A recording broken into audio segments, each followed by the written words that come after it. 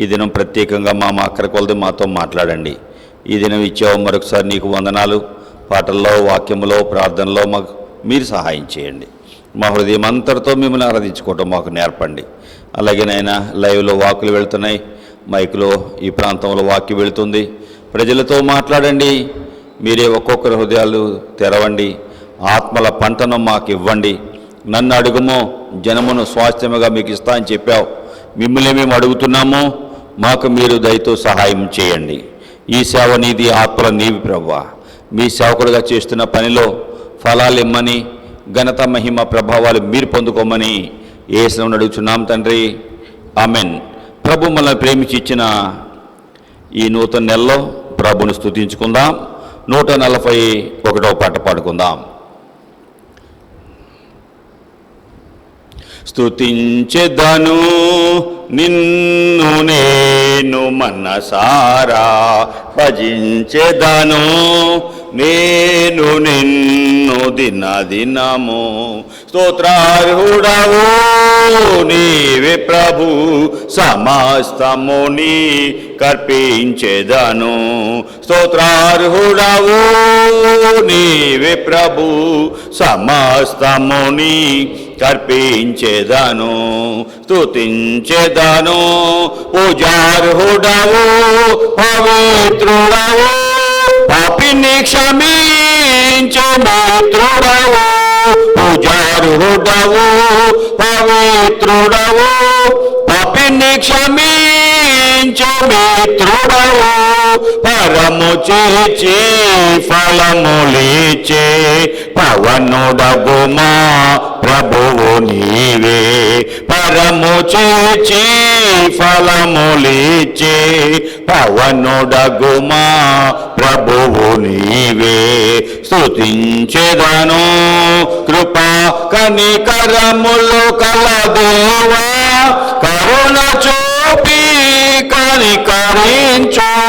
కృపా కనికరములు కల దేవా, కరుణ చూపి కనికరించు. కంటి రెప్పవలె కాపాడు, కడవరకు మమ్ము కావుమయా. కంటి రెప్పవలె కాపాడు, కడవరకు మమ్ము కావుమయా. స్తుతించెదను సర్వశక్తి గల మా ప్రభువా, సజీవ సాక్షిగా చేయుమయా. సర్వశక్తి గల మా ప్రభువా, సజీవ సాక్షిగా చేయుమయా. స్థిరపరచి మమ్ము బలపరచుము, సదా నీకే స్తోత్రాలర్పింతుం. స్థిరపరచి మమ్ము బలపరచుము, సదా నీకే స్తోత్రాలర్పింతుం. స్తుతించెదను నిన్ను నేను మనసారా, భజించెదను నేను నిన్ను దినదినము. స్తోత్రారుడవు నీవే ప్రభు, సమస్తము నీ కర్పించెదను. స్తోత్రారుడవు నీవే ప్రభు, సమస్తము నీ కర్పించెదను. స్తుతించెదను. ఓకే, 41.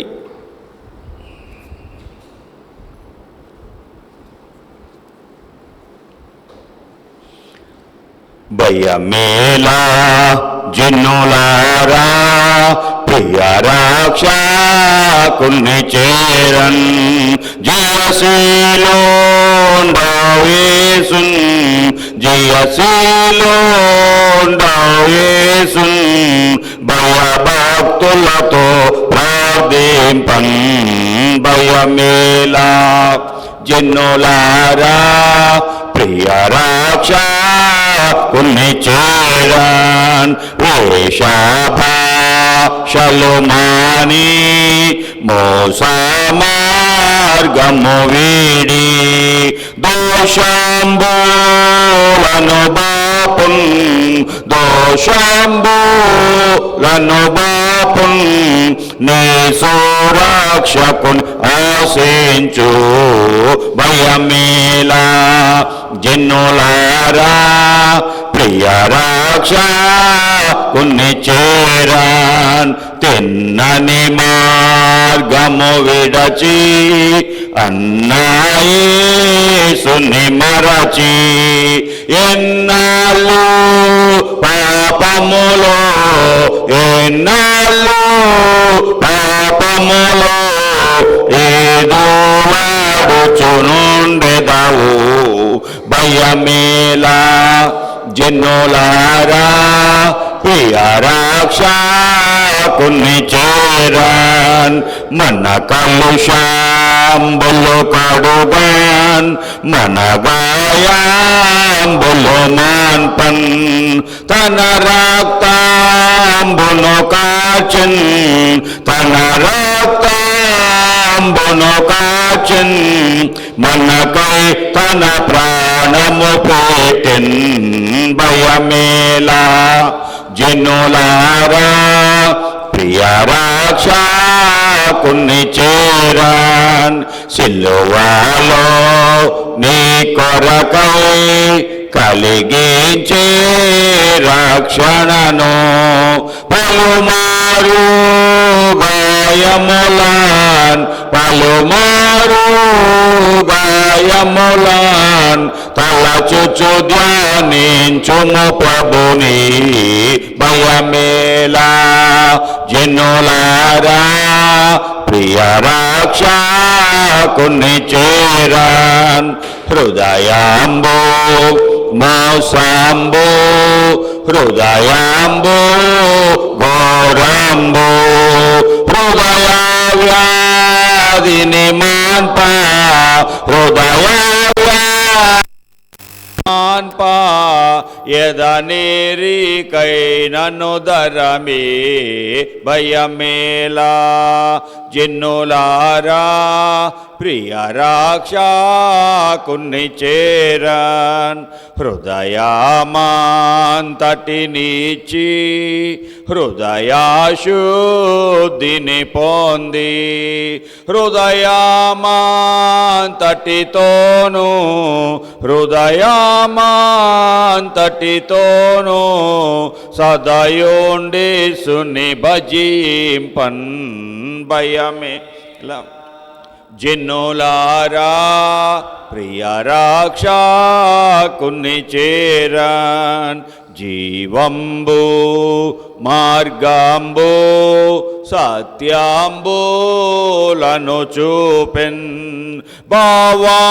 భావాంబులను మార్చి భావాంబులను మార్చి జీవజలంబులు దయచేయున్ భయమేలా జనులారా ప్రియ రక్షకుని చేరాన్ కోరుదువా యా ప్రభుని చేరుదువా ఈ క్షణమే కోరెడువారిని నేడే కోరెడువారిని నేడే కోరిక తీరను రక్షించున్ భయమేలా జనులారా ప్రియ రక్షకుని చేరాన్ జయశీలుండవు యేసున్ జయశీలుండవు యేసున్ భయభక్తులతో ప్రార్థింపన్ భయమేలా జనులారా ప్రియ రక్షకుని చేరన్ ప్రియరక్షకుని చేరటానికి భయం ఎందుకు? ఓకే, ప్రార్థన చేసుకునే ముందు పోయిన వారం ఏ వాక్యం విన్నాం? పోయిన వారము అమ్మా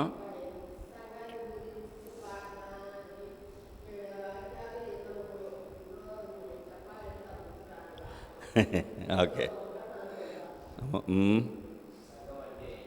సంఘం అంటే ఏంటి? ఓకే, సంఘం అంటే ఏంటి? సంఘానికి ఉన్న లక్షణాలు ఏంటి విన్నాం కదా. సంఘానికి ఉండేటువంటి సంఘము అంటే బయటికి పిలువబడిన సముదాయము, పాపము నుండి, శాపము నుండి, చీకటి నుండి బయటికి తీసుకురాబడిన సంఘం. సంఘానికి ఉండవలసిన లక్షణాల గురించి విన్నాము. నెంబర్ 1, ప్రేమ ఉండాలి సంఘంలో. 2, ఫెలోషిప్, సహవాసం ఉండాలి. 3, చెప్పండి, సువార్త ఉండాలి, వాక్యం ఉండాలి. 4, ప్రార్థన ఉండాలి. 5, ఏక హృదయము ఏక మనసుతో ఉండాలి. 6, చెప్పండి, ఏక మనసు ఏక హృదయం ఉండాలి. 6ది బాప్తిస్మం ఉండాలి. 7ది దేవుని మహిమపరిచే జీవితం ఉండాలి. ఈ 7 సంఘంలో ఉండవలసినవి అని విన్నాం. సరే, ప్రార్థన చేసుకుందాం. ఒకరు ప్రార్థన చేస్తే మిగిలిన వారు వాక్యం కొరకు సిద్ధపడదాం. ప్రేరేపించమని ఒక్కరు ప్రార్థన చేయండి.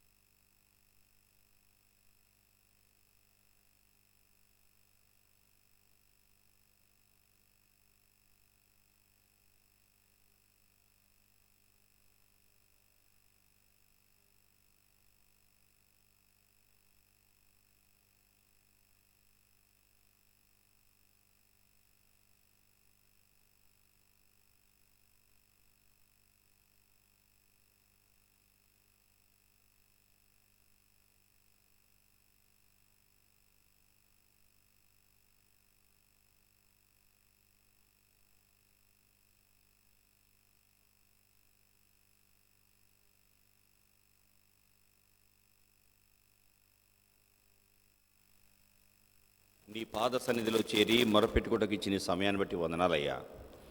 ఇప్పటి వరకు పరిశుద్ధులైన మిమ్మల్ని స్తుతించుకోవడానికి ఇచ్చిన పాటలను బట్టి వందనాలు. భయమేలా జనులారా ప్రియరక్షకుని చేరటానికి జయశీలుడు యేసు ప్రభు భయభక్తులతో ప్రార్థించండి. ఎందుకు ఈ పరిశుద్ధులైన దేవుని దగ్గర రావడానికి భయమని పాడుకున్నాం. అయ్యా, మీ సన్నిధిలో చేరి ప్రార్థిస్తున్నాము. నైనా మీ ఆత్మను మాతో ఉంచి మమ్మల్ని నడిపించము. నైనా మనసారా మిమ్మల్ని మేము స్తుతించాము. నైనా మీరే స్తోత్రార్హుడవు, పూజార్హుడవు, పవిత్రుడివి. ప్రభా, పాపిని క్షమించే మిత్రుడివి. ఇటువంటి దేవుని దగ్గరికి వచ్చాము. ఏదైనా ప్రత్యేకంగా మాతో మాట్లాడు. ప్రతి నిద్రాత్మను, చీకటాత్మను, అలరాత్మను, అలక్ష్యపాత్మను బంధించి మీరే మీ ఆత్మను మా మధ్య అల్లాడింప చేయమని, నైనా మీరే సేవ ద్వారా మీ నామాన్ని కనపరచుకోమని యేసునామమున అడుగుచున్నాం తండ్రి. Amen, amen. 196వ పాట పాడుకుందాం. మనందరం లేచి నిలబడి 163వ పేజ్, 163వ పేజీలో 196. మీకున్న బైబిల్ పైకెత్తండి, చూపించండి. ప్రభువుని స్తుతిస్తూ పాడదాం.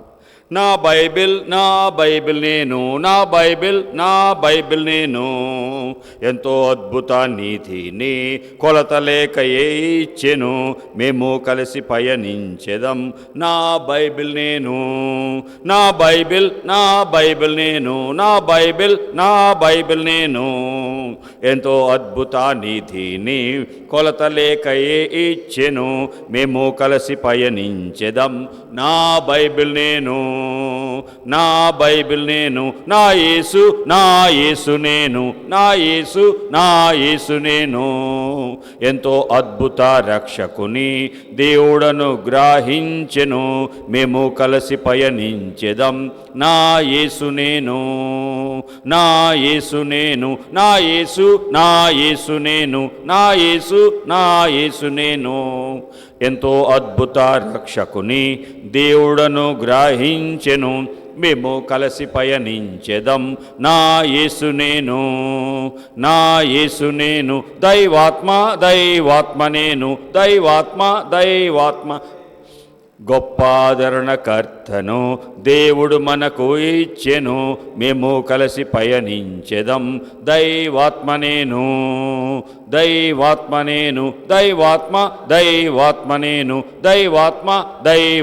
నేను, గొప్ప ఆదరణకర్తను దేవుడు మనకు ఇచ్చెను, మేము కలిసి పయనించెదం. దైవాత్మ నేను, దైవాత్మ నేను కలిసి పయనిస్తాం. ఓకే, ఇంకొక పల్లవి పాడుకుందాం. యేసు ప్రసన్నత నాలో ఉండని 174.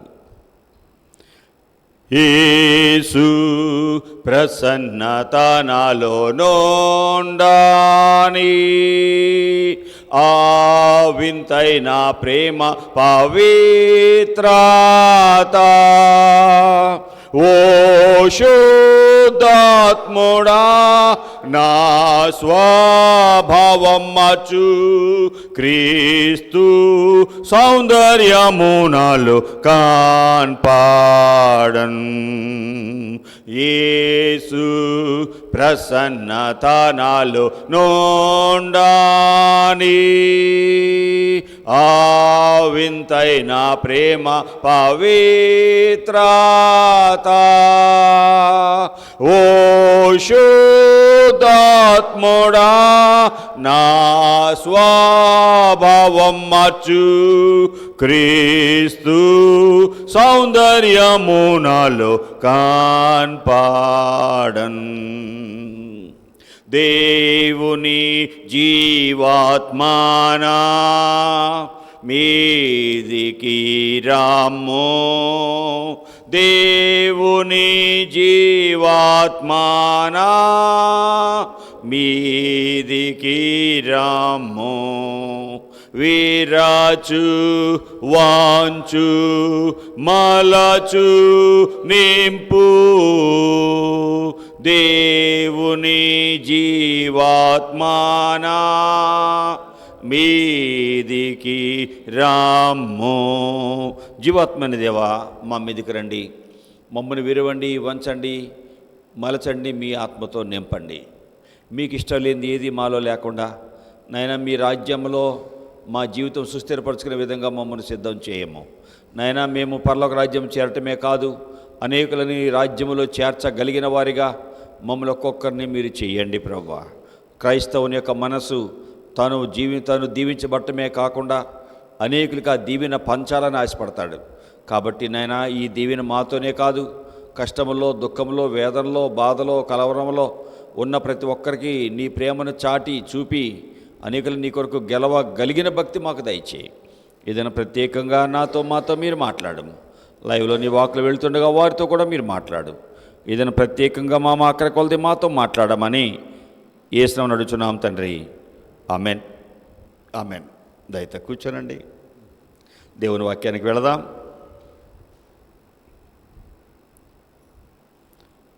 దుఃఖంలో, వేదనలో, కష్టంలో, కలవరంలో తన శక్తిని నమ్ముకొని ఏమి సహాయం పొందుకోలేక దిగాలు పడుతున్న ఆ వ్యక్తి ప్రభు మాట విన్నాడు, ప్రభు చెప్పినట్టు చేశాడు, దీవెనలోకి వచ్చాడు. ఎవరు? ఆయన నేర్చుకున్న పాఠాలు ఏంటో ఇదో నేను మీతో మాట్లాడాలని ఆశపడుతున్నాను. బహు కష్టంలో, వేదనలో తను నమ్ముకున్న విద్య, తను నమ్ముకున్నటువంటి పని తనకు సహాయం చేయలేకపోయింది. చాలా వేదనతో ఉన్నాడు, చాలా దుఃఖపడుతున్నాడు, చాలా అధైర్యపడుతున్నాడు, ఇంటికి ఎలా వెళ్ళాలి అని అంటున్నాడు. అటువంటి సమయంలో ప్రభు అతనితో మాట్లాడటము, ప్రభు మాటకు లోబడటము, ప్రభు ద్వారా మేలు పొందుకున్నాడు. ఎలా మేలు పొందుకున్నాడు అతని నుండి మనం కొన్ని పాఠాలు నేర్చుకుందాం. లూకా సువార్త 5వ అధ్యాయము 4వ వచనం. లూకా సువార్త 5వ అధ్యాయము 4వ వచనం. ఆయన బోధించుట చాలించిన తర్వాత, నీవు దోణెను లోతునకు నడిపించి చేపలు పట్టుటకు నీ వల వేయుము అని సీమోనుతో చెప్పగా, నీ దోణెను లోతునకు నడిపించి చేపల పట్టుటకు నీ వల వేయుము. సీమోను, ఇతని ప్రభు పెట్టిన పేరు పీటర్ రాయి. ప్రభు ఈ వ్యక్తితో మాట్లాడుతున్నాడు. అంతకంటే ఇతని జీవితం చూస్తున్నప్పుడు ఇతను ఒక మంచి జాలరి, మంచిగా చేపలు పట్టగలిగిన వాడు.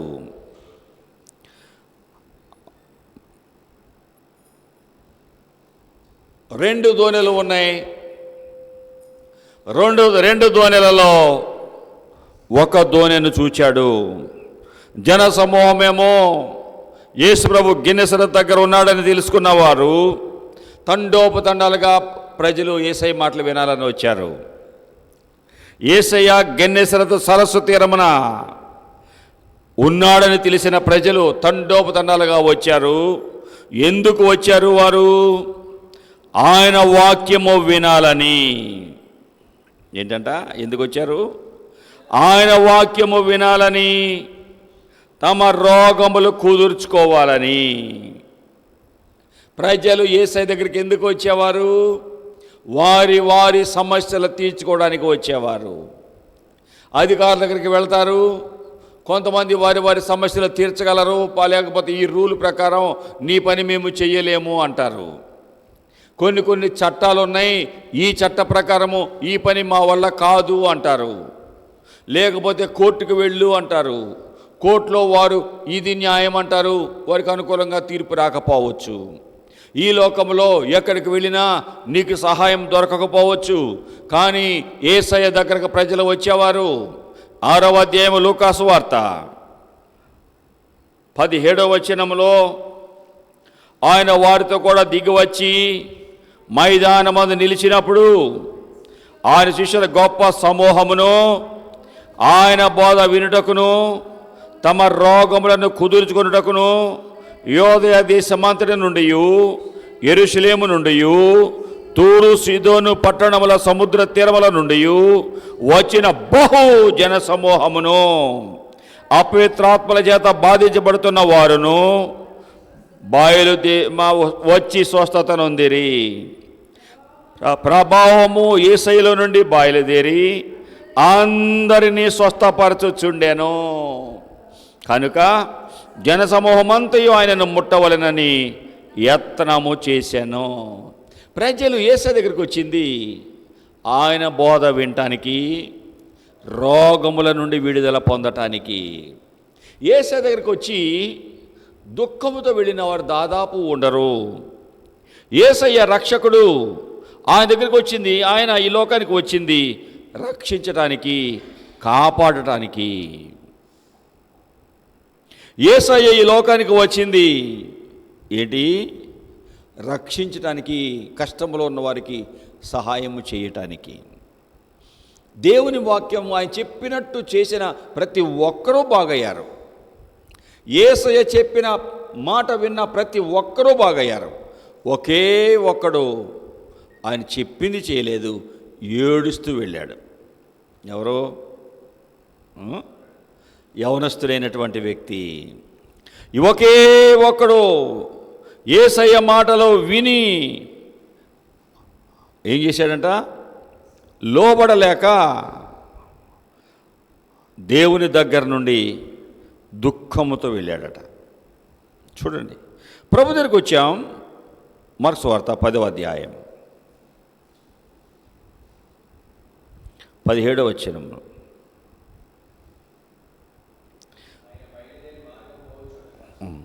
ఆ 22వ వచనం చూద్దాం. అతడు మిగులు ఆస్తి గలవాడు కనుక ఆ మాటకు ముఖము చిన్నబుచ్చుకొని ఏడుస్తూ వెళ్ళాడట. ఒకే ఒక్కడు. యేసయ్య ఆ వ్యక్తిని చూచాడు. అతని ఆశ ఏంటి? అతని ఆశ ఎంత గొప్ప ఆశ! 17వ వచనము.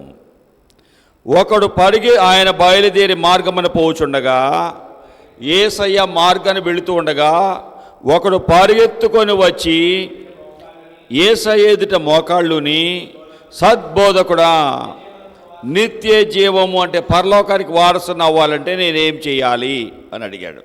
యేసయ్య ఏం చెప్పాడు? నరహత్య చేయొద్దు, వ్యభిచరించవద్దు, దొంగతనం చేయొద్దు, అబద్ధ సాక్ష్యం పలకొద్దు, మోసం చేయొద్దు, నీ తల్లిదండ్రులను సన్మానించు అనే ఆజ్ఞలు నీకు తెలుసు కదా. వాడు అంటున్నాడు, బోధకుడా, బాల్యము నుండి ఇవన్నీ అనుసరించుచున్నాను అన్నాడు.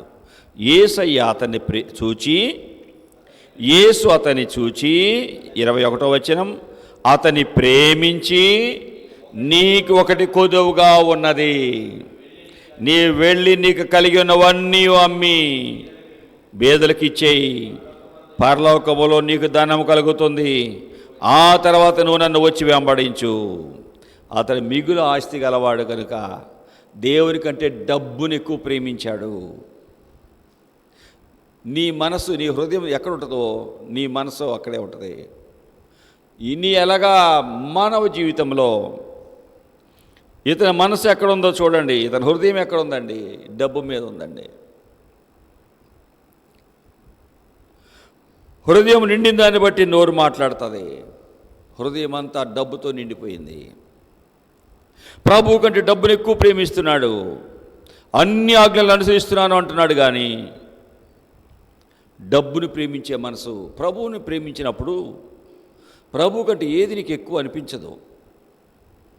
ప్రభు కొరకు ఏమి చేయటానికైనా ఇష్టపడతాం. ప్రాణాన్ని ఇవ్వటానికి ఇష్టపడితే డబ్బు ఒక లెక్క అవుతుందా చెప్పండి? ప్రభు దగ్గరికి వచ్చిన వాళ్ళు ప్రాణం ఇవ్వటానికైనా ఇష్టపడతారు. ఎంతమంది యేసయ్య కోసం నా ప్రాణం ఇస్తా అన్న వాళ్ళు చేతులు ఎత్తండి. కథలు కాదు, నిజంగా చెప్పండి. యేసయ్య నా కొరకు ఎంత చేశాడు? ఏమి చేసినా నేను రుణస్థుడనే. విజయకుమార్ మనసు అది, ఈ సేవకుని మనసు అది. యేసుప్రభే లేకపోతే విజయకుమార్ లేడు. యేసుప్రభు దేవుడు కాదు అని బహుగా ద్వేషించిన నాలాంటి వాడిని ఆ ప్రేమమ్మడి ద్వేషించలేదు. నువ్వు నాకు పనికిరావరా, నువ్వు బహుగా నన్ను ద్వేషించావు కాబట్టి నిన్ను నేను ఇష్టపడలేదు అని అన్నట్టయితే ఇది నన్ను విజయకుమార్ ఉండుండేవాడు కాడు. అలాగ బహుగా ద్వేషించిన నాలాంటి వాడిని ఆయన ప్రేమించాడు కాబట్టి ఆ ప్రేమమైన కొరకు ఏమి చేయటకైనా నేను సిద్ధంగా ఉన్నాను. ప్రియులారా, చూడండి, ప్రభు దగ్గరికి వచ్చినటువంటి వారు వారి ప్రాణాలే పణంగా పెడతంటే ఈ యవనస్తుడు ఏం చేస్తున్నాడండి? డబ్బు కొరకు ప్రభువుని వదిలేశాడండి. ఎలాగా ఈ క్షీణించిపోయే డబ్బు కొరకు ప్రభు చెప్పిన మాట మత్తయి సువార్తలో 7వ అధ్యాయంలో ఒక మాట మనకు కనిపిస్తుంది. యేసు ప్రభు స్వయంగా చెప్పినటువంటి మాట మనం వినవచ్చు. ప్రభు చెప్తున్న మాటలో 19వ వచనము, 6వ అధ్యాయం 19వ వచనం, భూమి మీద మీ కొరకు ధనము కూర్చుకొనవద్దు, అక్కడ చెమటైనా తుప్పైనా తినివేయును, దొంగలు కన్నము వేసి దొంగిలించెదరు. పరలోకమందు మీ కొరకు ధనము కూర్చుకోండి, అక్కడ చెమటైనా తుప్పైనా దాన్ని తినివేయదు, దొంగలు కన్నమ వేసి దొంగిలరు. నీ ధనం ఎక్కడ ఉండునో అక్కడే నీ హృదయము ఉండును. ఈ వ్యక్తి ప్రభు దగ్గరికి వచ్చాడు, కానీ హృదయం ఎక్కడ ఉందంటారు? ఈ వాక్య ప్రకారం చెప్పు. నీ ధనం ఎక్కడ ఉండునో అక్కడే నీ హృదయం ఉంటుంది. ఇతను బహు ధనవంతుడు కాబట్టి ఇతని హృదయం ఎక్కడుంది? డబ్బు దగ్గరే ఉంది. ప్రభు అంటున్నాడు, ప్రభు ఆశ గొప్పదే, చాలా మంచి ఆశే. నిత్యము జీవించాలి, నేను ఈ లోకంలో కొంతకాలమే జీవించగలను. మానవ జీవితంలో ఎంతంట? మా ఆయుష్కాలం 70 సంవత్సరములు, అధిక బలం ఉన్న ఎడల 80 సంవత్సరాలు. కీర్తన గ్రంథము 37వ అధ్యాయం 30 జాగ్రత్తగా ఈ వచ్చిన 90వ అధ్యాయానికి వెళ్దాం. దేవుని మా ఆయుష్కాలం 70 సంవత్సరములు, అధిక బలం ఉంటే 12వ వచనం 13 అలాగా 10వ వచనం. మా ఆయుష్కాలం 70 సంవత్సరాలు, అధిక బలం ఉంటే 80 సంవత్సరాలు. అయిన వాటి వైభవము ఆయాసము దుఃఖము 70 లేక 80 దాటింది అంటే కీళ్ళ నొప్పులు, కళ్ళు మంటలు, ఆ రోగం ఈ రోగం, నడవలేవు, ఎన్ని బాధలు. మా ఆయుష్కాలం 70, అధిక బలం ఉంటే 80. ఆ సంవత్సరాలన్నీ ఏంటంటే ఆయాసం దుఃఖం, ఇతరుల మీద ఆధారపడే మనసే. ఈ వయసుకి ఇతను ఏడుస్తూ పరలోకం చేరలేకపోయాడండి. ముఖము ప్రభు చెబుతున్నాడు, అతను ప్రేమించి, నీ ఆశ గొప్పదే, నిత్యము జీవించాలని ఆశ ఉంది నీకు, పరలోకమే నిత్యము జీవించే స్థలం. ఈ లోకంలో 70 లేక 80 నిత్యము జీవించాలి పరలోకంలో అనుకుంటున్నావు, చాలా మంచి ఆశే. కానీ ఆ పరలోకం వెళ్లకుండా డబ్బు నీకు అడ్డమైపోయింది. డబ్బు భలే జబ్బు అంట, డబ్బు భలే జబ్బు. ఈ డబ్బు ఉన్న దగ్గర మనుషులు ఆ డబ్బును ప్రేమించే వారికి, ఒక అతని ఇంట్లో 10 లక్షలు పెట్టుకున్నా అంట. అప్పుడే పొలం అమ్మితే వచ్చినాయి అంట.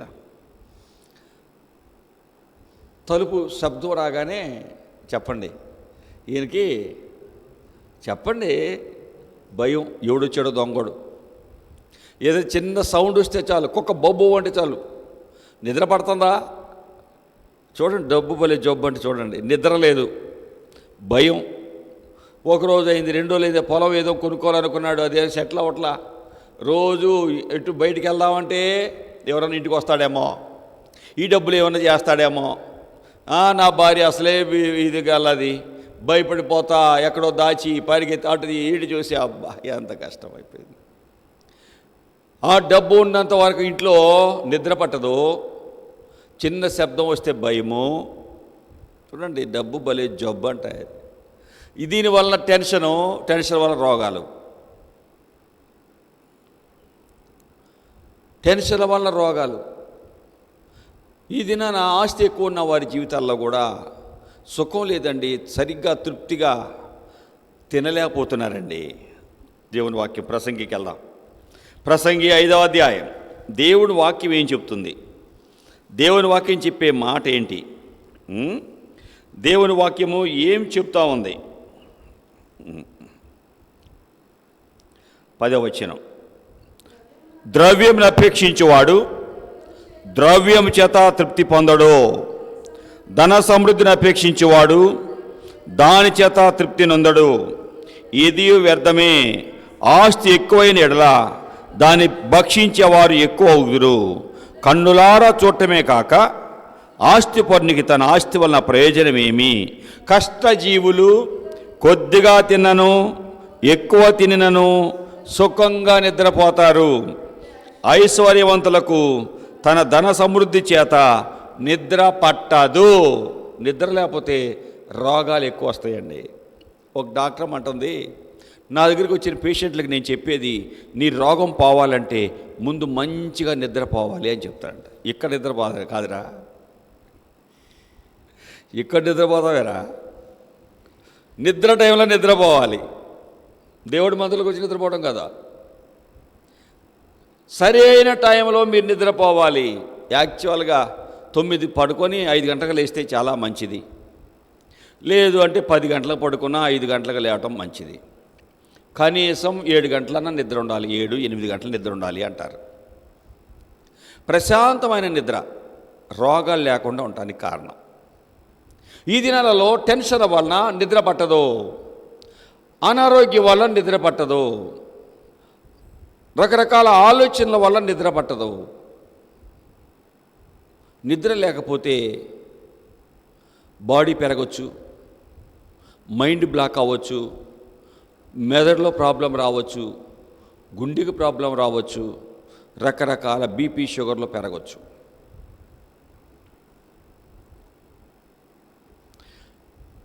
ఐశ్వర్యవంతుడికి ధన సమృద్ధి చేత నిద్ర పట్టదు. ఈ కుర్రవాడికి, యవనస్తుడికి ఇతని జీవితంలో 10వ అధ్యాయంలో ఏం చెప్తున్నది? ఒకడు, ఇతను యవనస్తుడు అని వాక్యం చెప్తుంది. ఇతను ఒక యవనస్తుడు. మత్తయి 19:22లో కనిపిస్తాడు. యవనస్తుడు, మంచి దేహదారుఢ్యం ఉంది, మంచి బలమున్న వ్యక్తి, డబ్బు మీద బాగా పట్టున్న వ్యక్తి, నిత్యము జీవించాలని ఆశపడుతున్నాడు. ఏం చేస్తున్నాడు? యేసయ్యే నిత్య జీవం ఇచ్చేవాడని ఆయన దగ్గరికే వచ్చాడు. యేసయ్య ఆయన్ని ప్రేమించి ఆజ్ఞలను అన్నీ అనుసరిస్తున్నావా అంటే, చిన్నప్పటి నుండే వింటున్నాను, అనుసరిస్తున్నాను అన్నాడు. కానీ ప్రభు ఆయన్ని ప్రేమించి, నీవు పరలోకి వెళ్ళకుండా ఆటంకం పెట్టేది ఏంటి? ఎవరు చెప్పండి. మత్తయి సువార్త 19లో చదివామా? 19వ అధ్యాయము 22వ వచనంలో, అయితే ఆ యవనస్తుడు మిగుల ఆస్తి గలవాడు కనుక ఆ మాట విని వ్యసనపడుచు వెళ్ళిపోయాను. యవనస్తుడు ప్రభువుని ప్రేమించే మనసు లేకుండా డబ్బుని ప్రేమించే మనసు. యవన కాలంలో నీ గురి ఏంటో, యవన కాలంలో ఉన్న నీ గురి నీ వృద్ధాప్యంలో నీ భవిష్యత్తు నిర్ణయిస్తుంది. యవన కాలంలో స్నేహాలు, డబ్బు, షికార్లు, తిరుగుడు నీ భవిష్యత్తు దరిద్రపు జీవితంలోనికి కష్టాలకు నెట్టుకెళ్తుంది. యవన కాలంలో దేవుని భయములో నువ్వు నడిచావా, వృద్ధాప్యంలో నీ భవిష్యత్తు చాలా ఆశీర్వాదకరంగా ఉంటుంది. ఈ యవనస్తుడు మిగులు ఆస్తి కలవాడు కాబట్టి డబ్బును వదలలేక ఏడుస్తూ దేవుని దగ్గర నుండి వెళ్ళిపోయాడట. చూడండి, ప్రభు దగ్గరికి వచ్చిన మనము ప్రభుని నమ్మకంగా వెంబడించేటట్టుగా ఉండాలి. ప్రభు ఏం మాట్లాడితే ఆ వాక్కులకు లోబడి నడిచేవారుగా ఉండాలి. ఎంతోమంది యేసు దగ్గరికి వచ్చారు. ఆయన బోధ వినటానికి, వారిలో ఉన్న లోట్లేటో తెలుసుకోవడానికి, వాటి నుండి విడిపించుకోవటానికి, వారికి ఉన్న రోగాలను కుదుర్చుకోవడానికి, దయ్యపు శక్తుల చేత పీడించబడుతున్న వారు ఆ శక్తులను విడిపించుకోవడానికి యేసయ్య దగ్గరికి వస్తే వారందరూ బాగైపోతున్నారు. ఇక్కడ గిన్నె సరిత దగ్గర యేసయ్య ఉన్నాడని ప్రజలు తెలుసుకొని తండోపతండాలుగా ఆయన వాక్యం వినాలని వచ్చారు. బహు జన సమూహం ఆయన మీద పడతా ఉన్నారు. అయ్యో ఇట్లా పడితే కష్టం కదా అని 2 దోణెలో ఉంటే ఒక్క దోణెను చూసుకున్నాడు. ఆ దోణె సీమోనుది. సీమోనుదైన ఆ దోణెను తీసుకొని ఏంటంట, సీమోనుదైన ఒక దోణె 3వ వచనం లూకా సువార్త 5వ అధ్యాయం. ఆయన ఆ దోణెలలో సీమోనుదైన ఒక దోణె ఎక్కి ధరణి కొంచెము త్రోయమని అతనిని అడిగి కూర్చుండి దోణెల్లో నుండి జనసమూహములకు బోధించుచుండెను. దోణెలలో 2 దోణెలు కనిపిస్తున్నాయి 2వ వచనంలో. ఆ సరస్సు తీరమున 2 దోణెలుంటే ఎందుకు దేవుడు పేతురు దోణిని అడిగాడు? పేతురు జీవితంలో నిరాశ నిస్పృహలో ఉన్నాడు. ఈ దేవుడు యోహాను సువార్త 2వ అధ్యాయము 24వ వచనంలో, యోహాను సువార్త 2వ అధ్యాయం 24వ వచనంలో దేవుని వాక్యం చెబుతున్న మాటలు. ఈ దేవుడు ఎవరో? ఈ దేవుని వాక్యం చెప్పేదేంటి? యేసుక్రీస్తు అందరినీ ఎరిగినవాడు. ఏంటంట, ఈ దేవుడు ఎవరో? ఆయన అందరినీ ఎరిగినవాడు. మనుషుని ఆంతర్యము ఎరిగినవాడు, మనిషిని అంతరంగము లోపల ఉన్నది ఎరిగినవాడు. మనిషిలో మర్మము, మ్రానులో చేవ ఎవరు తెలుసు? మహిమాన్వితుడికి తెలుసు. తాడి చెట్టుకి ఎంత చేవ ఉందో నీకు అర్థమవుతుందా? తెలీదు. బయట కొట్టిన తర్వాత అరే దీనిలో ఎక్కువ చేవలేదురా అంటారు. చేవ ఎక్కువ ఉంటే అది బరువు బాగా మోస్తుంది, ఎక్కువ కాలం ఆ కట్టడం నిలబడుతుంది. చేవ లేకపోతే ఆ తాడి చెట్టు వాడుకోలేం, పడేస్తాము. మనిషిలో మర్మము, మ్రానులో ఉన్న చేవ మహిమాన్వితుడికే తెలుస్తుంది. ఈ దేవుడు అందరిని ఎరిగినవాడు, మనుషుని అంతరంగాన్ని ఎరిగినవాడు. మనుషుని అంతరంగం ఎరిగిన ఈ దేవుడు 2 దోణెల్లో ఉంటే 2వ దోణి ఎందుకు తీసుకురాపోయాడు? సీమోను దోణి ఎందుకు తీసుకున్నాడు? సీమోను చాలా వేదనలో ఉన్నాడు, సీమోను చాలా దుఃఖంలో ఉన్నాడు, సీమోను కుటుంబము చాలా జీవన పరిస్థితులు దిగజారిన పరిస్థితిలో ఉంది. ఆ పూట ఆ పని చేస్తేనే డబ్బు సంపాదిస్తేనే ఆ దినం గడవదు. ఈ డబ్బు ఈ పని చేసి ఆ చేపలు పట్టి అమ్మి ఈ కూరగాయలు అలాగే బియ్యం ఉప్పు పప్పులు అన్నీ కొనుక్కొని వెళ్ళాలి. రాత్రంతా పనిచేశాడు కానీ ఏమీ ప్రయోజనం లేకుండా అయిపోయింది. చాలా దుఃఖంలో ఉన్న సీమోనును ప్రభువు చూచాడు, ఎవ్వరు చెప్పుకోలేకపోతున్నాడు. రాత్రి అంతా పనిచేశాను, ఒక్క చేప పడలేదు, ఇంటికి వెళితే నేనేం చేయాలి? డాడీ వచ్చేటప్పుడు నాకు పెన్నులు పట్టుకురండి, డాడీ వచ్చేటప్పుడు నాకు బుక్స్ తీసుకురండి, వచ్చేటప్పుడు నాకు మ్యాంగోస్ తీసుకురండి, వచ్చేటప్పుడు నాకు లడ్లు తీసుకురండి. ఆ పిల్లవాడు ఎన్ని చెప్పుంటాడో ఆ తండ్రికి. ఈ పిల్లవాడు ఎదురొస్తాడు, చులకనగా మాట్లాడతాడు. ఏంటి నాన్న నువ్వేమి తేలేకపోయావా? నీకు పట్టడం చేత కాలేదా? నన్నన్న తీసుకెళ్ళిపోయావా? నేనన్న చేపలు పట్టేవాడినిగా, నీకు చేత కాదా? మా నాన్నకి ఒక చేప పట్టడం రాదు హో అంటాడు. వీడికి అసలే నోరు ఊరుకోదు. కాబట్టి ఇంటికి వెళ్తే కష్టం. ఈడు అసలే మామూలుడు కాదు. ఏమంటాడో ఈడు ఉలిపోడు, ఏమంటాడో నన్ను అందరి ముందు. చాలా బాధపడుతున్నాడు ఈ తండ్రి. ఒక్క చేప పట్టలేదు, రాత్రంతా పనిచేశాడు, చాలా వేదనతో ఉన్నాడు సీమోను. ప్రభు ఆ వ్యక్తిని చూశాడు. సహోదరుడా, సహోదరి, నీ జీవితంలో ఏ సమస్యలు నిన్ను వేదన పెడుతుందో నాకు తెలియదు, ఏ సమస్యలు నీ జీవితంలో దుఃఖాన్ని కలిగిస్తున్నాయో నాకు తెలియదు, ఏ సమస్యల వల్ల నువ్వు దిగాలు పడి కూర్చున్నావో నాకు తెలియదు. నా యేసయ్య నిన్ను ఎరిగినవాడు నీతో మాట్లాడుతున్నాడు. దుఃఖంతో ఉన్నటువంటి సీమోనును చూచిన దేవుడు, సీమోను నీ దోణి నాకు ఇవ్వు అంటే, చాలేవయ్యా, రాత్రంతా పని చేశాను, ఒక్క చేప పట్ల దుఃఖంలో ఉంటే నువ్వు నాదో నీమంటావేంటయ్యా అన్నాడా? లేదో. దుఃఖంలో ఉన్న యేసయ్య నాదో అని అడుగుతున్నాడు. ఆయనకు నాదోనిస్తా అని యేసయ్యకు దోనిచ్చి ఏం చేస్తున్నాడు? ఆ దోణిను కదలకుండా కొంచెం త్రొయ్యమని చెప్పాడు. ప్రభు చెప్పగానే త్రోసి లోపలికి త్రోసి అటు ఇటు కదలకుండా దోణిని పట్టుకొని చూస్తున్నాడు. యేసయ్య మాటలు వింటున్నాడు. దోణలో ఉండి యేసయ్య బోధిస్తుంటే ఆ దోణ ఇటు ఇటు కదలకుండా చూస్తూ యేసయ్య మాట్లాడుతున్న మాటలు వింటున్నాడు. యేసయ్య మాటలు వింటూ ఉండగా ఇతలో ఉన్న వేదన మాయమైపోయింది, ఇతలో ఉన్న కష్టాలు మాయమైపోయినాయి.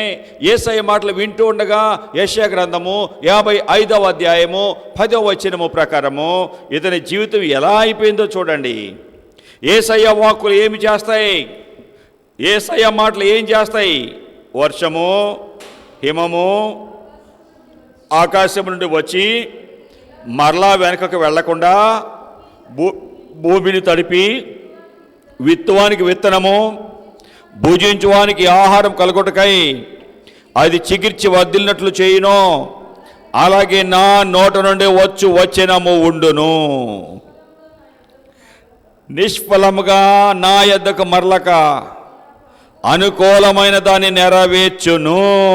వర్షము హిమము పడినప్పుడు పంట ఎంత అభివృద్ధిలోకి వస్తుందో, దేవుని వాక్యం నీ హృదయంలో పడినప్పుడు అంత అభివృద్ధి నీలోకి తెస్తుంది.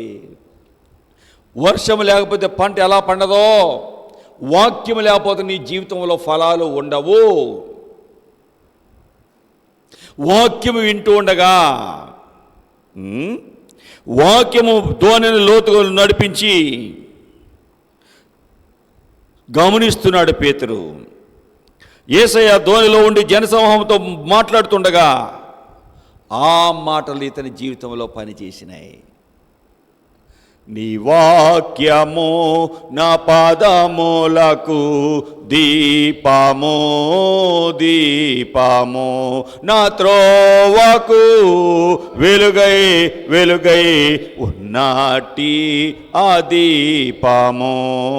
నీ ధర్మశాస్త్రము నాకెంతో ప్రియము, నీ వాక్య నిధులు నాకాహారం. హల్లెలూయా, హల్లెలూయా, హల్లెలూయా, హల్లెలూయా.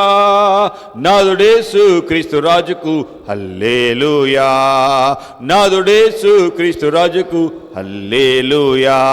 నీ వాక్యము నా పాదములకు దీపము, దీపము. ఈ వాక్యము పేతురు జీవితాన్ని కదిలించింది. యేసయ్య మాట్లాడుతూ ఉండగానే అతని తప్పులు, అతని లోట్లు ఆయనకు అర్థమైపోతున్నాయి. దేవుని వాక్యము నీవెవరువో నీకు తెలియచేస్తుంది.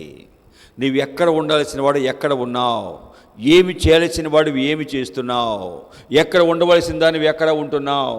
దేవుని సన్నిధికి ఒక సహోదరుడు నాకు తెలుసును. అబ్రాహ్మణుడు ఆయన భార్య యేసయ్యను నమ్ముకుంటే ఆమెను మందిరానికి వదిలేసి మరలా ఆమెను తీసుకెళ్ళడానికి వస్తాడు. అలాగా ఆమెను వదిలేసేవాడు. ఎప్పుడు ఆదివారం వస్తుందా, ఎప్పుడు ఈ భార్యను వదిలేద్దామా అని ఆశపడేవాడు. అలాగా భార్యను వదిలి ఇతను ఏం చేస్తాడో తెలిసినా వాళ్ళ ఫ్రెండ్ ఇంకొక అమ్మాయిని ఇంటికి తెచ్చుకుంటాడు. చూడండి, ఇతని జీవితంలో ఆదివారం వస్తే భార్యని ఇంట్లో దింపి మందిరంలో దింపి ఆమెను ఇంకొక ఆమెను ఇంటికి తెచ్చుకుంటాడు. ఆ తర్వాత ఆమెను పంపించేసిన తర్వాత మందిరం ముగించే టైంకి బయట నిలబడతాడు. ఆ వాక్యం, దైవజనుడు వాక్యం బోధించిన తర్వాత పాపిగానే జీవింతువా ఆఫరింగ్ కానుక పాట పాడుతున్నాడు. పాపమునందే మరణింతువా ప్రియుడా, పాపిగానే జీవింతువా, ప్రభుని ప్రేమను గుర్తించవా, ప్రభుని ప్రేమను గుర్తించవా, పాపిగానే జీవింతువా. ఈ పాట వింటున్నాడు బయటుండి. వింటూ ఉండగానే పాట అతని హృదయాన్ని కదిలించింది. ఏడుస్తూ మందిరంలో పడిపోయి ఏడుస్తున్నాడు. నేను పాపిని ప్రభువా, నా భార్యను నేను మోసం చేశాను, నేను పాపిని. బ్రాహ్మణుడు ఒక పెద్ద టీచర్, హెడ్ మాస్టర్, దేవుని మందిరంలోకి వచ్చి పాపిని నేను అని ఏడుస్తూ తన పాపాలన్నీ ఒప్పుకొని పశ్చాత్తాపడి రక్షణ పొందిన తర్వాత ప్రతి ఆదివారము దేవుని సేవకులు పంపిన సెంటర్కి వెళ్ళి సేవ చేశాడు. తర్వాత దేవుని సేవకుడయ్యాడు. చూడండి, దేవుని వాక్యము నువ్వు విన్నావంటే వాక్యం ఒట్టిగా వెళ్ళదు. వాక్యము నీ జీవితాన్ని మార్చేది, నీవెవరవో నీకు తెలియజేసేది, నీ బ్రతుకును మార్చేది, నీ బుద్ధిని మార్చేది, నీలో ఉన్న దురలవాట్ల నుండి విడిపించేది. త్రాగుబోతువైనా, తిరుగుబోతువైనా, తిట్టుబోతువైనా, సోమరిపోతువైనా, వదరబోతువైనా, ఏ పోతువైనా నిన్ను మార్చేది ఏంటి? యేసయ్య వాక్యము. నీ వాక్యమే నన్ను బ్రతికించెను, బాధలలో నెమ్మదినిచ్చెను, కృపాశక్తి దయా సత్య సంపూర్ణుడా, వాక్యమై ఉన్న యేసు వందనమయ్యా. నీ వాక్యమే నన్ను బ్రతికించెను, బాధలలో నెమ్మదినిచ్చెను. బాధలో నెమ్మదిచ్చేది, బ్రతికించేది వాక్యం. ఈ వాక్యం వినిన తర్వాత ఇతని జీవితంలో చాలా వరకు కదలిక వచ్చేసింది. యేసయ్య వాక్యం వినిన తర్వాత తన తప్పులు తనకు అర్థమైపోయినాయి, తన పాపం ఏంటో అర్థమైపోయింది, దేవుని దుఃఖపెట్టే స్వభావం ఏంటో అర్థమైపోయింది. అలాగా ఈ దినమంతా రాత్రంతా పనిచేసిన ఒక చేప పట్ల ఆలోచనలన్నీ మాయమైపోయినాయి. ఇంటికి ఎలా వెళ్ళాలి అన్న ఆలోచన అంతా మాయమైపోయింది. నా పిల్లోడు ఏమంటాడు, వాడైతే అమ్మని అడిగితే అమ్మన్నాడు, అన్ని ఆలోచనలు ఆగిపోయినాయి. తన హృదయాన్ని చూచుకుంటున్నాడు. దేవునికి ఎక్కడ దుఃఖ పెట్టానో అవన్నీ గ్రహించుకుంటున్నాడు. దేవుని వాక్యం వింటున్నావు, దేవుని వాక్యం నీ హృదయంలో ఏం గ్రహింపు తెచ్చింది? దేవుని వాక్యం వింటుండగా ఈ వాక్యం ఎన్నడూ నిష్ఫలమైపోదు. ఏదని ఈ లోకంలో వ్యర్థమైపోవచ్చు, కానీ దేవుని వాక్యము ఎన్నడూ నిష్ఫలమైపోదు. వాక్యం విన్న తర్వాత యేసు ప్రభు అతను చూచాడు. చూచి ఏమన్నాడు? ఆయన దోణలో నుండి జనసమూహాన్ని బోధించుచుండెను. ఆయన బోధించుట చాలించిన తర్వాత పేతురుని చూస్తున్నాడు. పేతురు, నీ దోణి నాకు ఇచ్చావు. కష్టంలో ఉన్నావు, వేదనలో ఉన్నావు, సమస్యలో ఉన్నావు. రాత్రంతా పని చేసావు, కానీ నిన్ను నేను ఎరిగాను. నీకు చాలా వేదన ఉంది. ఇంటికి ఎలా వెళ్ళాలి? రోజంతా పని చేశాను, తిరిగాను, బజార్లన్నీ తిరిగాను, ఒక్క వ్యాపారంలో ఏమీ అమ్మలేకపోయాను, లాభం కూడా రాలేదు అని బాధపడుతున్నావు. మొన్న ఆదివారం ఒక సహోదరుడు నా దగ్గరికి వచ్చి, ఏమయ్యా నువ్వు వెంటనే వెళ్ళిపోయావు అంటే అంటాడు, అయ్యా ఒక ఆయన మామిడికాయ బుట్టలు కొన్ని తెమ్మన్నాడు, అతనికి తెమ్మన్నాడని అతనితో పాటు నేను ఒక 2 బాక్సులు తెచ్చుకున్నానయ్యా. ఈలోపు ప్రార్థన టైంలోపు కొన్ని నమ్మొద్దామని వెళ్ళానయ్యా. ఏమొచ్చింది? అసలు ఏమీ రాలేదయ్యా, లాభం కూడా రాలేదయ్యా, ఏంటో నష్టం వచ్చింది. ఇన్ని రోజులు వ్యాపారం చేశాను, కానీ ఈరోజు పడిన నష్టం ఎప్పుడు పోలేదయ్యా అన్నాడు. నువ్వు ఆదివారం ఎందుకు వెళ్ళావు అన్నా నేను. నువ్వు దేవుడి మందిరం ఉండాల్సిన వాడివి, దేవుని మందిరంలో పనిచేయాల్సిన వాడివి, ఆదివారం దేవుని సన్నిధిలో గడపాల్సిన వాడివి, ఎందుకు వెళ్ళావు అన్నాను. ఏదో మా పక్కన ఆయన తెమ్మన్నాడయ్యా బాక్స్, అతను తెస్తున్నాను కదా అని ఊరు వెళ్తున్నాడట, అందుకని నేను వెళ్ళానయ్యా, బుద్ధి లేనివాడు నేనయ్యా అన్నాడు. దేవుడికి ఇవ్వాల్సిన టైం దేవునికి ఇవ్వకుండా నీ పనికి వెళ్తే ఏం మిగిలింది? 0, లాభం లేదు, నష్టం వచ్చిందంట. ఇతని జీవితంలో రాత్రంతా పని చేశాడు, దోనేశాడు, వలలేశాడు, ఆ సరస్సులో ఒక్క చేప పడలా. చాలా బాధ ఉంటుంది అతని జీవితంలో. ఇలా బాధపడుతుంటే యేసయ్య ఈయన్నే పిలిచి, నీ దోనివ్వు నాకు అని ఆ దోణిని లోపల నెట్టు అన్నాడు. ఈ మంటమే కాదు, లోపలికి నెట్టు, నువ్వు చూసుకో అంటున్నాడు దోణిని. యేసయ్యకు ఆ దోణి ఇచ్చాడు. అలాగా కాపాడుకుంటూ యేసయ్య వాక్యం విన్నాడు. యేసయ్య వాక్యం నిన్ను ఖచ్చితంగా నీ జీవితాన్ని మారుస్తుంది, నీలో మార్పు తెస్తుంది, నీ కుటుంబానికి ఆశీర్వాదాన్ని ఇస్తుంది. ప్రభు మాట విన్నాడు. ప్రభువుకి నువ్వు నీ హృదయాన్ని ఇస్తే ఆయన నిన్నెన్నడూ ఒట్టిగా విడిచిపెట్టడు. పేతురు తన దోణి ప్రభుకి ఇచ్చినప్పుడు ప్రభు పేతుర్ని ఒట్టిగా విడిచిపెట్టలేదు. అయిపోయిందిలే వదిలేద్దాం అనుకోలేదండి. ప్రభువుకు నువ్వు ఏమి ఇచ్చినా నీకు తగిన దీవెన ఇవ్వకుండా ఆయన పోడు. ప్రభువుకు నా హృదయం ఇచ్చాను. 17 సంవత్సరాల వయసులో చదువులో టాపర్గా చేశాడు. మొద్దొడిగా ఉన్న నన్ను పైకి లేపాడు. ఉద్యోగం ఇచ్చాడు, మంచి భార్యని ఇచ్చాడు, బిడ్డల్ని ఇచ్చాడు, ఉన్నతమైన అధికారిగా చేశాడు. అంతేకాదు, నా పని నువ్వు చేయాలి, ఇది నీకు ఇచ్చాను, రా నా వాక్యాన్ని తినిపిస్తాను తినిపించాడు. ప్రభువుకు నా హృదయం ఇచ్చినప్పుడు ప్రభువు నన్ను విడిచిపెట్టలేదు. ఈ లోకంలో మనుషులకు ఏం కావాలో అన్నీ నాకు ఇచ్చాడు. ప్రభువుకు నువ్వు నీ హృదయం ఇచ్చావా, నీకేమి కావాలో అన్నీ నీకు ఇస్తాడు. ఏంటి? ప్రభు దగ్గర ఏమున్నాయి? ప్రభు దగ్గర ఏమున్నాయి? సామెతల గ్రంథం 8వ అధ్యాయం 18వ వచనం. ఐశ్వర్యము, ఘనత, స్థిరమైన కలిమి, నీతి నా దగ్గర ఉన్నాయి.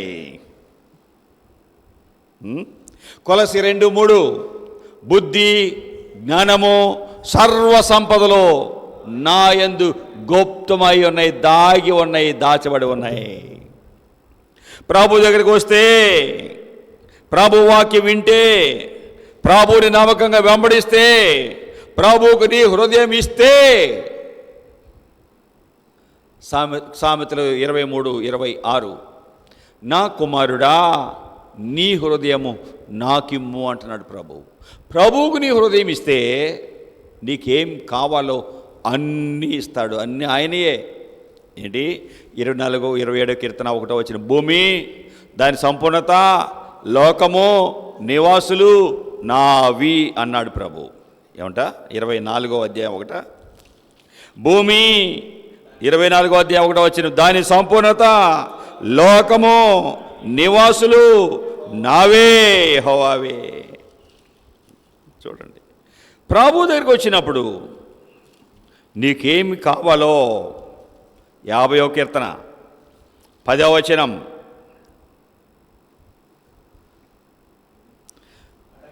ఆడమృగములన్నీ, 1000 కొండల మీద పశువులన్నీ నావే కదా, కొండలలోని పక్షులన్నిటినీ నేను ఎరుగుదును, పొలములోని పశువాదులు నా వశమై ఉన్నవి, లోకము దాని పరిపూర్ణత నావి అంటున్నాడండి. ప్రభువుని కలిగి ఉంటే, ప్రభువును వెంబడిస్తే ప్రభువు అన్నీ నీకు ఇస్తాడు ఆయన. ప్రభువుని వెంబడిస్తూ దోణి పేతురు ప్రభుకి ఇచ్చాక యేసయ్య వాక్యం వింటూ దోణిని కాపాడుకుంటా ఉన్న పేతురుని చూచిన యేసయ్య సేవ ముగిసిన తర్వాత, పేతురు నీ దోణి లోతుకు నడిపించి చేపలు పట్టాక వలవేయి. ప్రభువుతో అంటున్నాడు పేతురు, అయ్యా అయ్యా రాత్రంతా ఏమంటున్నాడు, ఏలినవాడా. చూడండి ఏమన్నాడు చూడండి. ప్రభువు మాట విన్న తర్వాత ఇప్పుడు చెప్తున్నాడు ఆ సమస్య సీమోనుతో చెప్పగా, సీమోను 6వ వచనం, ఏలినవాడా. 5వ వచనం, రాత్రంతా నేను ప్రయాసపడ్డాను కానీ మాకు ఏమీ దొరకలేదు. ఏలినవాడా. పేతురుడు నేర్చుకోవాల్సిన పాఠాలు, నెంబర్ 1, ఏలేవాడివి నీవే, రాజువు నీవు, యజమానివి నీవు, మాస్టర్వి నీవు. ఏలేవాడివి అంటే మాస్టర్, రాజువి, అధికారివి, యజమానివి, you are a master. So ఏమర్థమైందండి ఆయన ఎలా సంబోధిస్తున్నాడు చూడండి. ఎంత చదివాడండి ఈయన, మర్యాద ఎంత నేర్చుకున్నాడో చూడండి. ఈయన దేవుడు, యజమాని ఈయన అని అర్థమైపోయింది. చదువు మనుషులకి సంస్కారం నేర్పట్ల. చదువుకున్నారు కానీ నువ్వెప్పుడు వస్తావు, బాగుండావా, అన్నం తిన్నావా, మా ఊరు వస్తావా ఏంటయ్యా. పెద్ద అధికారికి నమస్కారం అండి కానీ గుడ్ మార్నింగ్ అని కానీ రావండి. చదువుకుంటున్నారండి మనుషులు ఈ దినాల్లో, సంస్కారం రావట్లేదండి, మర్యాద రావట్లేదండి. చదువుకున్నవారు గుడ్ మార్నింగో నమస్కారం సారో అయ్యా అంటాం కానీ రావట్లేదండి. చదవక ముందు కాకరకాయ అన్నాడు, చదివిన తర్వాత పీకరకాయ అన్నాడంట. చదువుకున్నవాడికి ఒక చోట అంటుందంట, చదువుకున్నవాడికి 3 చోట్ల అంటుతుందంట. చదువుకోని వాడికి ఒక చోట అంటుంది. చదువుకున్నవాడికే ఇదేంటి అయ్యింది అంటాడు, చేతికి పూసుకుంటాడు, ముక్కు పూసుకుంటాడు. ఎన్ని చోట్ల అంటింది వాడికి? 3 చోట్ల అంటింది. చదువుకున్నాడు చూస్తాడు, అరే బాబు ఇది పెంటరా అనుకుంటే తప్పుకొని వెళ్ళిపోతున్నాడు. ఈడిపోను దాన్ని ఏలు పెట్టి కదిలించి ముక్కును పెట్టి బాబా. మనుషుల జీవితాలలో పేతురు ఏం చదివాడండి, ఏమి నేర్చుకున్నాడండి? ఈయన యజమాని, దేవుడు. ఈయన మాటలు వింటే అర్థమైపోతుంది. మాస్టర్, అయ్యా, ఏలినవాడా, రాత్రి అంతా ప్రయాసపడ్డాను. నెంబర్ 1 ఆయన నుండి నేర్చుకోవాల్సిన పాఠం, యేసు ప్రభు అధికారి, యజమాని అని అర్థమైపోయింది. నీవు ఏలినవాడు అంటే రాజువి లేక యజమానివి. యజమానుడా, రాత్రంతా కష్టపడ్డానయ్యా. ఈ లోకానికి యజమానివి నీవు, పరలోకానికి యజమానివి నీవు. నన్ను రక్షించడానికి పరలోకం నుండి భూలోకానికి వచ్చిన వాడివి అని నాకు అర్థమైపోయింది. యు ఆర్ ఎ మాస్టర్, నువ్వు మాస్టర్వి, యజమానివి, ఏలిన వాడివి. ఇంగ్లీష్ బైబిల్లో మాస్టర్ అని ఉంటుంది. ఏలినవాడా, రాత్రంతా ప్రయాసపడ్డాను, ఏమీ దొరకలేదు. నీవు రాజువి నాకు అర్థమైపోయింది, నువ్వు అధికారివని నాకు అర్థమైపోయింది, యజమానివని నాకు అర్థమైపోయింది. ఒకటి, ప్రభుని యజమానిగా ఆయించాడు. రెండవది, రాత్రంతా ప్రయాసపడ్డాను, ఏమీ దొరకలేదు. రాత్రంతా ప్రయాసపడ్డాను ఏంటంట, మాకేమీ దొరకలేదు. మేము కష్టపడుతున్నాం, మా కష్టము మాకు ఫలాన్ని ఇవ్వటం లేదు అని అర్థమైందండి ఆయనకి. మా కష్టము మాకు ఏమి ఇవ్వలేకపోయింది. దేవుని వాక్యము సామెతలు 10:22, యెహోవా ఆశీర్వాదము ఐశ్వర్యం ఇచ్చును, నరుల కష్టము చేత ఆశీర్వాదము ఎక్కువ కాదు. యెహోవా నీవు ఆశీర్వదిస్తే ఎన్నటెన్నటికీ ఆశీర్వాదమే. ప్రభు ఆశీర్వదిస్తే ఎన్నటెన్నటికీ ఆశీర్వాదమే. ఇతనికి అర్థమయ్యింది, మా కష్టము మేము సంపాదించింది ఏంటంట, మా కష్టము మాకు ఏ ఫలాన్ని ఇవ్వలేకపోయింది. ఈ దినాల్లో నెలంతా కష్టపడుతున్నారు, అన్ని అప్పులు తీరక ఇంకా మళ్ళీ అప్పుల్లో పడుతున్నారు. అప్పులు చేస్తున్నారు, జీతం రాగానే వడ్డీ ఇచ్చినోడు అప్పులు ఇచ్చినోడు ఆఫీసులో రెడీగా ఉంటున్నాడు. అంత అయిపోక ఇంటికి తీసుకెళ్ళడానికి ఏమి మిగలటం లేదు. ఏం మిగలదు. ఈ 100 రూపాయలు తీసుకొని వాడే 100 రూపాయలు ఇచ్చి పంపిస్తుంటే ఆ 100 రూపాయలు తీసుకెళ్ళి ఏ చీప్ లెక్కరో ఏదో త్రాగి ఇంటికి వెళ్తున్నాడు ఈ త్రాగుబోతాడు. ఎంత దుఃఖం కదా. నీ భార్య బిడ్డలకి తాగాలి చెందాల్సిన డబ్బులు నీవు అప్పులు పాలై నీ జీవితాన్ని పాడు చేసుకున్నావు సహోదరుడా. నీ భార్య బిడ్డలకి చెందాల్సిన డబ్బులు త్రాగుబోతువై, చెడు అలవాట్లకు బందీవై, బిడ్డలకి భార్యకి ఇవ్వాల్సిన డబ్బులు వాడు ఎవడికో ఇస్తున్నావు. అప్పులలో వచ్చి నీ జీతం తీసుకెళ్లాలా, నీ భార్య బిడ్డలు తీసుకోవాలా? ఆలోచించు, నీకు దండం పెడతా. ఎంతమంది జీవితాలు ఎంత దుఃఖమండి. ఎందుకు ఇలాంటి పరిస్థితి వచ్చింది? ఎందుకు ఎంత దుర్భరమైన స్థితికి వచ్చావు? ఎందుకు నీవు కష్టపడి సంపాదిస్తున్నావు కానీ అప్పుల పాలు ఎందుకు అవుతున్నావు? దేవుని వాక్యం హగ్గై 1వ అధ్యాయానికి వెళ్ళు. ఎందుకు ఎందుకు దేవుడి మందిరానికి వెళ్ళావు? దేవుని పనికి తెలియదు, దేవుల్లో నడవటం రాదు, దేవుని మందిరం విషయమై బాధ్యత లేదు. ఏంటి? జఫన్యా తర్వాత హగ్గై.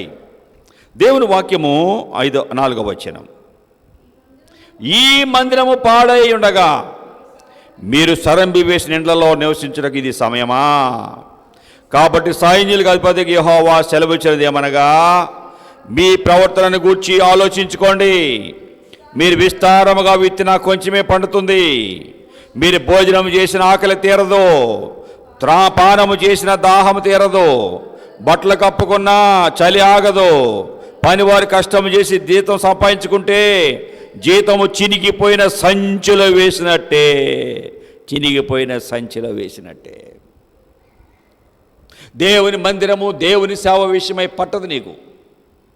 తింటావు, త్రాగుతావు, దేవుడి మందిరం గురించి బాధ్యత లేదు. మందిరంకి వెళ్ళావు, నీ పని ఇచ్చిన దేవుడు వదిలేసావు. నీ ఇంతకాలం నెలంతా పని చేసుకోవడానికి శక్తినిచ్చిన దేవుడు వదిలేసావు. ఈ పని చేసుకోవడానికి జ్ఞానం ఇచ్చిన దేవుడు వదిలేసావు. నా నెల జీతం రాగానే దేవుడిని పక్కన పెట్టి, దేవుడి మందిరాన్ని పక్కన పెట్టి నీ ఇష్టం వచ్చినట్టుగా వెళ్తున్నావు. ఎలాగ నీకు దీవెన ఉంటుంది? దేవుడు జ్ఞానం అయిపోతే ఉద్యోగం చేసే స్థలాల్లో ఫైల్ పలానా అధికారికి ఇచ్చిరా అంటే వెంకటరావు గారికి ఇవ్వమంటే సుబ్బారావుకి ఇచ్చావనుకో, సుబ్బారావుకి వేసిన ఫైల్ వెంకటరావుకి ఇచ్చావనుకో. అధికారి మంచినీళ్ళు తీసుకురారా అంటే టిఫిన్ తెచ్చావనుకో, టిఫిన్ తేరా అంటే మంచినీళ్ళు తెచ్చావనుకో, అది టీ తీసుకురారా అంటే మంచినీళ్ళు ఇచ్చావనుకో. అధికారి అబ్బా నువ్వు ఎంత మంచివాడు, ఎంత మంచి బుర్ర ఉందరా నీకు, మంచికి కొంచెం ప్రమోషన్ ఇస్తానరా అంటాడా? చెప్పండి ఏమంటాడు? నువ్వు మెంటలోడురా, నువ్వు పనికి రావరా పో అని తీసిపడేస్తాడు. అంతేగా. నీ పని ఏం చెప్తే అది చేసే జ్ఞానము, ఆ జ్ఞానం నీకు లేకపోతే పలానా ఫైల్ తెమ్మనగానే వెతుక్కొని తెస్తావు. ఇది తీసుకెళ్ళి పలానానికి ఇవ్వమనగానే ఆ గుర్తుపెట్టుకొని వెళ్ళి ఇచ్చి వచ్చావు. అప్పుడు నువ్వు చెప్పిన పని చేస్తుంటే యజమానికి నువ్వు నచ్చుతావు. ఒక పని చెబుతూ ఒక పని చేస్తే ఎలా నచ్చుతావు? నువ్వు ఇమ్మీడియట్ నెట్టి అవతల పడేస్తాడు. ఈ జ్ఞానం ఇచ్చేది ఎవరు? ఈ జ్ఞానం ఇచ్చేది ఎవరు? నిద్రపోతున్నావు. ప్రభువును వదిలేసావు. ఈ జ్ఞానం ఇచ్చే ప్రభువును వదిలేసావు. వదిలి నాకు పని ఉంది ప్రార్థనకు రాను అంటున్నావు.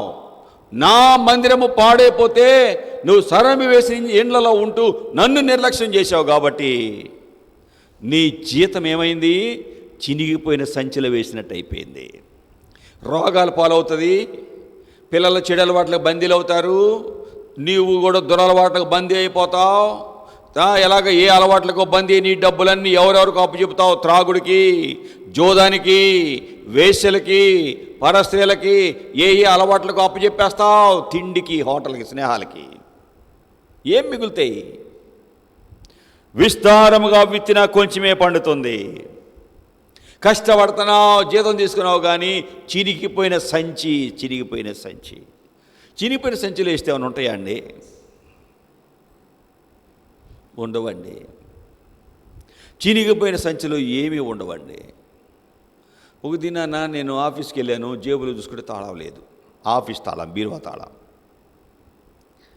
ఏంటి అని చూసుకుంటే ఎట్లా జేబులు వేసుకొని, ఈ జేబులు వేసుకున్నా, అటు నొక్కుకొని ఇటు నొక్కుకొని ఆ జేబుకి ఈ తాళం తగిలి రంధ్రం పడింది. ఏంటి అది నేను గమనించుకోలేదు. ఆ రంధ్రం పెరిగింది. ఎప్పుడో నేను ఎప్పుడో ఒకరోజు ఇంకోటి మార్చుకుంటూ పోతాను.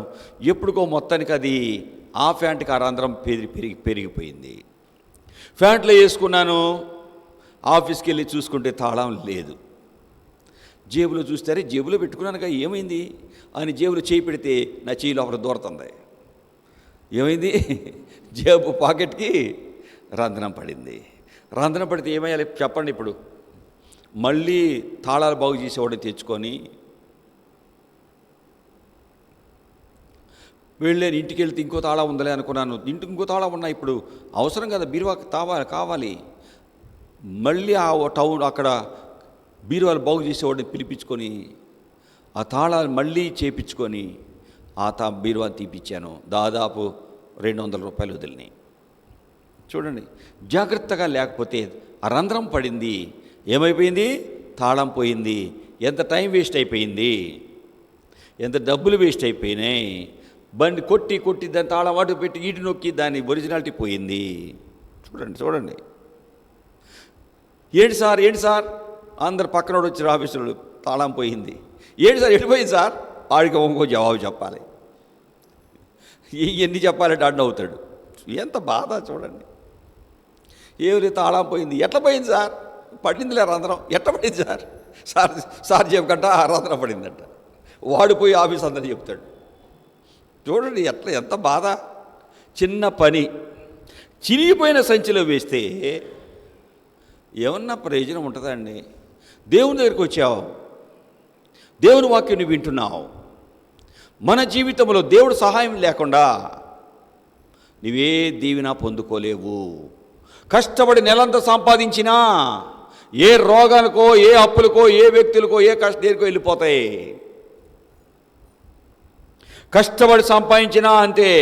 కీర్తన గ్రంథము 28వ అధ్యాయము 5వ వచనంలో ఎందుకు వృద్ధి రాదు, ఎందుకు నష్టపోతున్నారు, ఎందుకు దుఃఖంలో ఉన్నారు, ఎందుకు బాధలో ఉన్నారు, ఈ వాక్యం చెబుతుంది. ఎందుకు వృద్ధిలోకి రావట్లేదు? వారు యెహోవా కార్యములను వారు లక్ష్య పెట్టరు, ఆయన హస్తకృత్యములను లక్ష్య పెట్టరు. అందుకనే ఆయన వారిని వృద్ధిపరచక నిర్మూలము చేయును. ఎలాంటి మాట చూడండి. ప్రభు పని నీవు లక్ష్య పెట్టకపోతే వృద్ధిలోకి రావు, మూలమే మొదలే ఉండదట. దేవుని పని విషయమై శ్రద్ధ నీకు లేకపోతే, దేవుని మందిర విషయమైన శ్రద్ధ నీకు లేకపోతే, నా పని నాకు ఉందలేండి, దేవుని మందిరం రావడం నాకు కుదరట్లేదండి, ఇంత పని ఎక్కువైపోయిందండి, నెక్స్ట్ వారం చూస్తానులేండి అన్నావో, దేవుని వాక్యం నిర్లక్ష్య పెట్టావో, దేవుని పని విషయమై ఎక్కడ నువ్వేం పని చేయాలో, దేవుని సేవలో చేయాలా, దేవుని మందిరంలో చేయాలా, దేవుని సేవకునికి చేయాలా, ఎక్కడ చేయాలి, లేక తోటి సహోదరులను మందిరాన్ని తేడానికి నువ్వు పని చేయాలా, దేవుడు నీకు ఏ పని అప్పగించాడో ఆ పని విషయమై శ్రద్ధ నీకు లేకపోతే, లక్ష్య పెట్టకపోతే, యెహోవా కార్యములను వారు లక్ష్య పెట్టరు. కాబట్టి ఆయన వారిని వృద్ధిపరచక నిర్మూలము చేస్తాడు. ఎంత కఠినంగా ఉందండి ఈ మాట. దేవుడు నిన్ను వృద్ధిలోకి లేకుండా మూలమే లేకుండా చేస్తానికి కారణం ఏంటంటే దేవుని పని విషయమైన శ్రద్ధ నీకు లేకపోతే, దేవుని మందిరములో ఉన్న లోట్లేంటో నువ్వు చూసుకోకపోతే, దేవుని సన్నిధిలో ఏ కొరత ఉందో ఏం చేయాలి నేనని చూసుకోకపోతే, సేవకుడికి అన్నీ నేనే చేయాలా? మీ కొరకు కన్నీరు కాచాలి, మీకు వాక్య సిద్ధం చేయాలి, మందిరంలో ఏం కావాలో నేనే చూసుకోవాలి, లైట్లు పోతే నేనే చూసుకోవాలి, ఫ్యాన్ పోతే నేనే చూసుకోవాలి, ఏమైనా పోతే నేనే చూడాలా? అన్నీ నేను ఎలా చూడగలను చెప్పండి? దేవుడి దేవాల కొంతమంది మన ప్రియులు చూస్తూ ఉంటారు అనుకోండి, కానీ ఒక దైవజనుడు అన్నీ ఆయన చూడకూడదు. ఎవరెవరు ఏ ఏ బాధ్యత తీసుకోవాలో అలా చూసుకోవాలి. తండ్రి పని ప్రతి ఒక్కరి బాధ్యత, ప్రతి ఒక్కరి బాధ్యత దేవుని పని. నేను ఈ మందిరంలో ఏం పని చేయాలి? బయట శుభ్రం చేస్తా, పైన ఏదో ఆ పక్షులు ఏంటో అక్కడ ఆగం చేస్తున్నాయి, అది ముందు నేను సేవకులు వచ్చేలోపు నేను అట్లా ఉంచకూడదు. లేక మందిరంలో ఎక్కడన్నా ఏమైనా అలవాటు ఉందా? ఏముంది? నిన్న వచ్చేటప్పటికి అక్కడ పట్టా లేదు, నేను లోపల అడుగు పెట్టేటప్పటికి ఏం లేదు, అక్కడ కాలిదిండు లేదు. లేదా? ఏం చేశాను? నేనే వేసానా? నువ్వు చూసావుగా, చెప్పు. వేసాను కదా? చూడండి, సేవకుడు అవి కూడా నేనే వేయాలా? చెప్పండి, మీరు చెప్పండి. మీరు వచ్చేటప్పుడు లోపలికి రావడానికి కాలికి వేసేది కూడా నేనే వేయాలి. ఎంత దుఃఖం కదండి. వేస్తా నేను. నా తండ్రి పని అంటే నాకు ప్రాణం. ఎంత చిన్న పని అనే చెప్పండి, సంతోషంగా చేస్తా. కానీ దేవుని పని మీకు దీవెన ఎక్కడ వస్తుంది చెప్పండి? మీకు దీవెన ఎక్కడ వస్తుంది? నా తండ్రి పని అంటే ఎంత చిన్నదైనా నేను చాలా ఆనందంగా చేస్తా. మీ కాళ్ళు కడగమన్నారా? సంతోషంగా కడుగుతా. ప్రభు పని కంటే నాకు తక్కువైంది ఏదీ లేదు. చాలా ఎక్కువ విలువగా ఇచ్చుకుంటా నేను. చాలా విలువైంది నాకు తండ్రి పని. తండ్రి పనిలో బహు చిన్నదైనా చాలా ఇష్టంగా చేస్తా నేను. చూడండి, ఎందుకు నీ వృద్ధిలోకి రావట్లేదు? ఎందుకు నీ జీవితం ఆశీర్వాదంలో ఉండకుండా అయిపోయింది? ఇతను అర్థమైపోయింది, ఏలినవాడా రాత్రంతా ప్రయాసపడ్డాను, ఒక్క చేప మాకు ఏమీ దొరకలేదు. నువ్వు లేకపోతే, నీ వాక్యం లేకపోతే, నీ సన్నిధి లేకపోతే, నీ మాటలు లేకపోతే మాకు వచ్చేది సున్నా అని అర్థమైంది అన్నాడండి. మనం నేర్చుకోవాల్సింది, ప్రభు దగ్గరికి వచ్చినప్పుడు ప్రభు మాస్టర్, ఆయన యజమాని, దేవుని సేవకులు ఆయన స్థానంలో వచ్చారు, వారిని విలువగా ఎంచేమెట్టుండాలి, గౌరవించేమెట్లో ఉండాలి. నెంబర్ 2, దేవుడు దయ లేకుండా చెప్పండి, చెయ్యి పాత్రలో ముంచి పైకి ఎత్తగలిగిన వాడు ఎవడు? ఏంటి ప్రసంగి వాక్యం చూపిస్తా మీకు, వాక్యం ద్వారానే వెళ్దాం. ఆయన సెలవు లేకుండా 2వ అధ్యాయం 25వ వచనం, ఆయన సెలవు లేకుండా భోజనము చేసి సంతోషించుట ఎవరికి సాధ్యము? దేవుడు సెలవు లేకుండా తిని సంతోషంగా ఉంటావా? దేవుడు కదా నీకు ఇచ్చేది ఇవన్నీ. ప్రభువుని వదిలేసి అర్థమైపోయింది, నువ్వు లేవయ్యా నా జీవితంలో, ఏలినవాడా రాత్రంతా ప్రయాసపడ్డా ఏమీ దొరకలేదు అంటే నువ్వు నా జీవితంలో లేవయ్యా, ఏమీ ప్రయోజనం లేకుండా అయిపోయింది. కష్టపడ్డాను, రాత్రంతా దోనంతా నడిపితే ఆయిల్ అంతా వేస్ట్ అయింది. ఇన్ని వందల లీటర్లు ఇన్ని రూపాయల ఆయిల్ తెచ్చి ఆ బోట్లో పోసాను, అంతా తిరిగాను, ఒక్క చేప పట్టలేదయ్యా. రాత్రంతా ప్రయాసపడ్డాను, ఒక్క చేప పట్టలేదు. ప్రభు దగ్గర తన స్థితిని ఉన్నట్టు చెప్పడం నేర్చుకున్నాడు. ప్రభు దగ్గర తన స్థితి ఏంటో చెప్పడం నేర్చుకున్నాడు. నీ చర్య అంతా ఏదైతే ఉందో అది నువ్వు ప్రభు దగ్గర చెప్పడం నేర్చుకో. పేతురు ఏమి నేర్చుకున్నాడు? పేతురు దగ్గర మనం ఏం నేర్చుకోవాలి? మన కష్టం వల్ల ఏ మేలు ఉండదు, ప్రభు దగ్గరికి వచ్చాక ఉన్నట్టు ప్రభువు చెప్పాలి. కీర్తనల గ్రంథము ప్రభు దగ్గర ఏం చెప్పాలి? నా చర్య అంతా చెప్పగా, ఏంటంట చర్య అంతా చెప్పడం నేర్చుకున్నారండి.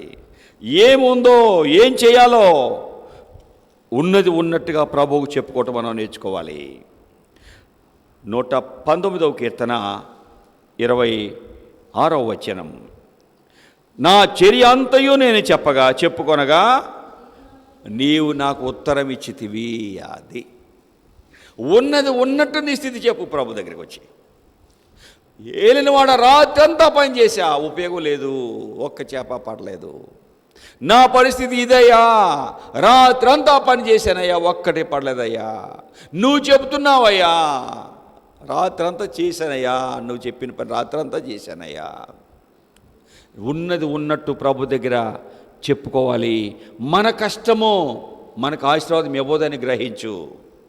దేవుని పని ఎట్లా నీకు శ్రద్ధ లేకపోతే వృద్ధిలోకి రావని గుర్తించు. నేర్చుకోవాల్సిన పాఠాలు ఏంటి? నెంబర్ 1, గౌరవం నేర్చుకోవాలి. మాస్టర్, అధికారి, అయ్యా, రాజువి, యజమానివి నీవని అన్నాడు. రెండవది, నా కష్టముతో నాకు దీవెన రాదు, దేవుడు దీవిస్తేనే దీవెన. ఉన్నది ఉన్నట్టుగా ప్రభువు చెప్తున్నాడు. ప్రభు పని అంటే శ్రద్ధగా ఉండాలని చెప్తున్నాడు. దేవుని పని అట్లా శ్రద్ధ లేకపోతే చినిగిన సంచిలో వేసినట్టే అని, దేవుని పని అట్లా శ్రద్ధ లేకపోతే, ఆయన పని లక్ష్యం చేయకపోతే వృద్ధిలోకి రాము, నిర్మూలమవుతామని అర్థం చేసుకున్నాడు. ఉన్నది ఉన్నట్టు ప్రభువుకు చెప్పడం నేర్చుకున్నాడు. మనం ప్రభు దగ్గరికి వచ్చినప్పుడు ఉన్నది ఉన్నట్టు ప్రభువుకు చెప్పాలి. ఒక సహోదరుడు ప్రార్థన చేస్తున్నాడు, ప్రభా దయచేసి నన్ను క్షమించి ప్రభా, గొలుసు ప్రభా, దయచేసి నన్ను క్షమించి ప్రభా, గొలుసు ప్రభా, నన్ను క్షమించి ప్రభా, గొలుసు ప్రభా అంటున్నాడు. ఏంటి ఏమంటాడు? ఈ పక్కన ఆయన అన్నాడు, బ్రదర్ ఏంటి బ్రదర్ గొలుసు గొలుసు, అది ప్రభువు తెలుసు, నాకు తెలుసులే. ఏంటంట? ఎవరు తెలుసు అంట? ఎవరు తెలుసు అంట? ప్రభువు తెలుసు, నాకు తెలుసు. ప్రభువు తెలుసు, నాకు తెలుసులే బ్రదర్, నువ్వు నీ పని నువ్వు చేసుకో, నీ ప్రార్థన నువ్వు చేసుకో, నా ప్రార్థన నేను చేసుకున్నా. ప్రభా గొలుసు ప్రభా, నన్ను క్షమించి ప్రభా, ప్రభా గొలుసు ప్రభా. ఏం ప్రార్థన అండి ఇది? కొంతమంది యుక్తి ప్రార్థన అండి. అబ్బాయి ఇట్రా, ఏంటా పొద్దా గొలుసు గొలుసు ఎడుతావు, ఏంటా గొలుసానికి ఏముంది? అయ్యగారు పిలిచాడు. అయ్యగారు పిలిచి, గొలుసు అంటే గొలుసానికి ఏముంది? అయ్యా గొలుసానికి గేద ఉందయ్యా. గొలుసానికి ఏముందంట? దారిలో వెళ్తానే పెద్ద గీత కనపడిందంట. ఆ గీతను చిన్న లారీ పట్టుకొని రాత్రి గీతను తొలగిపోయాడు. దొంగడు అమ్ముకున్నాడు గీతను తొలికెళ్ళి. అది దాదాపు 80,000 గీతని 40,000కో 50,000కో అమ్మేశాడు. రాత్రికి వచ్చి ఏం చేస్తున్నాడు? వాక్యం విన్నాక ప్రభా గొలుసు ప్రభా, క్షమించి ప్రభా అంటున్నాడు. చాలామంది జీవితాల్లో దేవుని దగ్గరికి వస్తారు కానీ ఉన్నది ఉన్నట్టు ప్రభువుకు చెప్పలేకపోతున్నారు. ఫలితముగా ఆశీర్వాదాలు పొందలేకపోతున్నారు. ఏంటయ్యా నువ్వు గొలుసు గొలుసు అంటావు, ఏంటయ్యా ఏం చేయ నువ్వు చేసే ప్రార్థన? అయ్యగారు పిలిచాక అప్పుడు అన్నాడయ్యా గొలుసు వెనక గేద ఉంది. కొత్త ప్రార్థనలో కూడా యుక్తి అండి. నువ్వు చేసే ప్రార్థన పక్కనోళ్ళు వింటానుగా, దేవుడు వింటానుగా? పక్కనోళ్ళు నీకేమైనా సహాయపడతారా, దేవుడు సహాయం చేస్తాడా? దేవుని సన్నిధికి వచ్చి కూడా యుక్తి ఎందుకు? ఉన్నది ఉన్నట్టు ప్రభువుకు చెప్పలేవా? నా చర్య అంతయు నేను చెప్పుకొనగా ఏమిచ్చాడంట? నీవు నాకు ఉత్తరం ఇచ్చితివి, జవాబిచ్చావు. ఉన్నది ఉన్నట్టు ప్రభువు చెప్పడం నేర్చుకో. పేతురు చెప్తున్నాడు, నేను ప్రభు దగ్గర ఉన్నది ఉన్నట్టు చెప్పా నేను. నెక్స్ట్ మూడోది పేతురు ప్రభు దగ్గర నేర్చుకున్నది, అయినా నీ మాట చొప్పున నేను చేస్తా. ఏలినవాడా, 1 నువ్వు యజమానివి, 2 రాత్రంతా కష్టపడ్డాను, నేను కష్టపడ్డాను కానీ నా కష్టం నాకు ఏ సహాయం చేయలేకపోయింది. నీ వాక్యం విన్నాను, నువ్వు నాకు సహాయం చేసేవాడివి అర్థమైపోయింది. నీ పని నేను లక్ష్య పెట్టలా, నా హృదయ స్థితి నేను సరి చేసుకోవాలా, నా పాపాలను విడుదల పొందలా, నా కష్టం నాకు దీవెనిస్తుంది అనుకున్నా కానీ ఏ దీవెన ఇవ్వలేదు, ఏమి సహాయం దొరకలా, నీ దయ లేకుండా నేనేమి చేయలేను. కాబట్టి ఇదిగో నా చర్య అంతా నీకు చెప్పుకున్నా. ఉన్నది ఉన్నట్టు ప్రభువుకు చెప్పుకున్నాడు. ప్రభు దగ్గరికి వచ్చావు, దేవుని వాక్యం వింటున్నావు, నీ హృదయ స్థితి ఉన్నది ఉన్నట్టు ప్రభు చెప్తే ఆ ప్రభు నీ ప్రార్థన విని నీ సమస్యల నుండి ఆయన విడిపిస్తాడు. తర్వాత చెప్తున్నాడు, నువ్వు చెప్తున్నావయ్యా, నేను కష్టపడ్డానయ్యా, 1 చేప పడలా, 1 గంట కాదు, 2 గంటలు కాదు, రాత్రి అంతా పనిచేశాను, 7 నుండి తెల్లవారు 6 గంటల వరకు పనిచేశాను. ఎన్ని గంటలు? ఎన్ని గంటలు? 8, 9, 10, 11, 12 అంటే 5, అదొక 6 గంటలు. మొత్తం 11 గంటలు నేను పనిచేశా. 11 గంటలు పనిచేస్తే ఒక్క చేప పడలా. నువ్వు చెప్తున్నావు, అయినా నీ మాట చొప్పున 5వ వచనంలోని 3 పాటలు కనిపిస్తున్నాయి. నీ మాట చొప్పున వల వేస్తా. నువ్వు చెప్పావు, లోతుకు వెళ్ళి వల వేయమన్నావు. లోతుకు వెళ్తా. అన్నీ తిరిగా, రాత్రి అంతా తిరిగా. ఈ సరస్సులో ఎక్కడ తిరగాలి, ఎక్కడ మంచి చేపలు పడతాయో నాకు బాగా తెలుసు. ఆయన అనొచ్చు, ఏమయ్యా నువ్వేమన్నా జాలరవా? నువ్వేమన్నా జాలరవా? నువ్వెవరవే? ఎవరు యేసుప్రభు? ఎవరు చెప్పండి? యేసుప్రభు ఎవరు? వడ్రంగివాడు అని పేరు వస్తుంది ఆయనకి, కదా కదా. యేసుప్రభు ఆయన గురించినటువంటి మాటలు, ఈ వడ్రంగివాని కుమారుడు అని అంటారండి. ఆయన ఏం సహాయం చేస్తాడు నాకు అనుకుంటున్నావు. కానీ ప్రియులారా, యేసుప్రభు ఈయన వడ్రంగి కదా, ఈయన నాకేం సహాయం చేస్తాడు, ఈయన నాకేమి సహాయం చేస్తాడు అనుకోవట్లేదండి. ప్రభు సన్నిధికి వచ్చిన ఈ వ్యక్తి, నీవు వడ్రంగి వాడివి, నీకేం తెలుసు? ఈయన సోదరులు మనతో ఉన్నారు కదా, ఈయన ఫలాని వడ్రంగి ఆయన కదా, ఆయన కుమారుడు కదా. దేవుని సన్నిధికి వచ్చిన ఈ వ్యక్తి, ప్రభు ఎవరో అర్థం చేసుకున్న వ్యక్తి,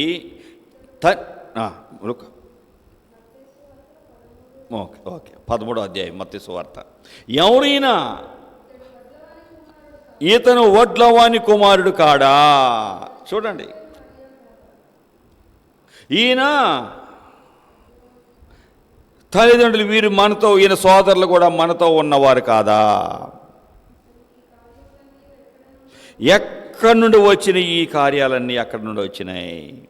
చూడండి, ఈయన వడ్రంగి వాని కాదా? ఎక్కడి నుండి వచ్చిన ఈయన వడ్లవాని కుమారుడు కాడా? ఇతని తల్లి పేరు మరియ కాదా? 55వ వచనం కదా. ఇతడు వడ్లవాని కుమారుడు కాడా? వడ్రంగి కదా. ఈయన సోదరీమణులు మనతో ఉన్నారు కదా.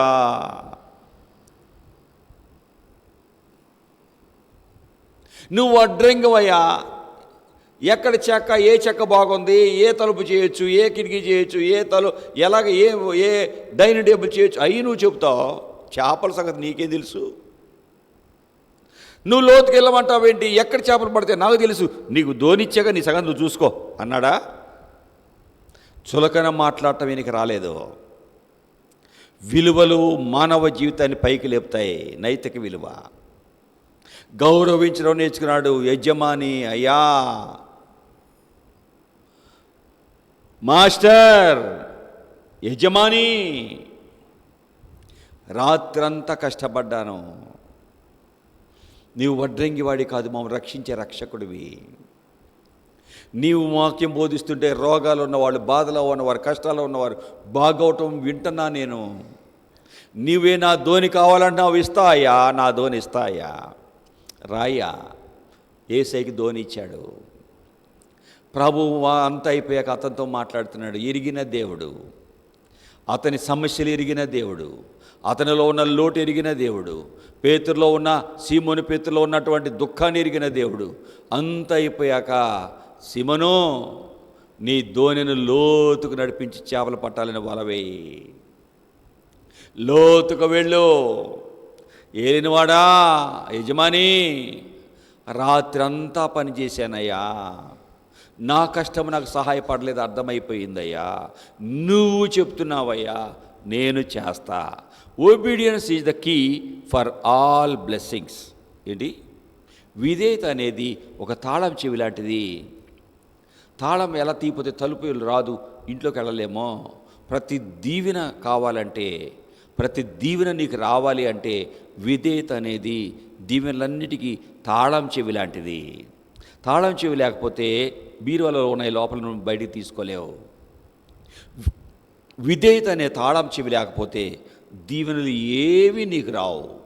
ఇతని జీవితంలో విస్తారమైన చేపలు పట్టడానికి కారణం ఏంటి?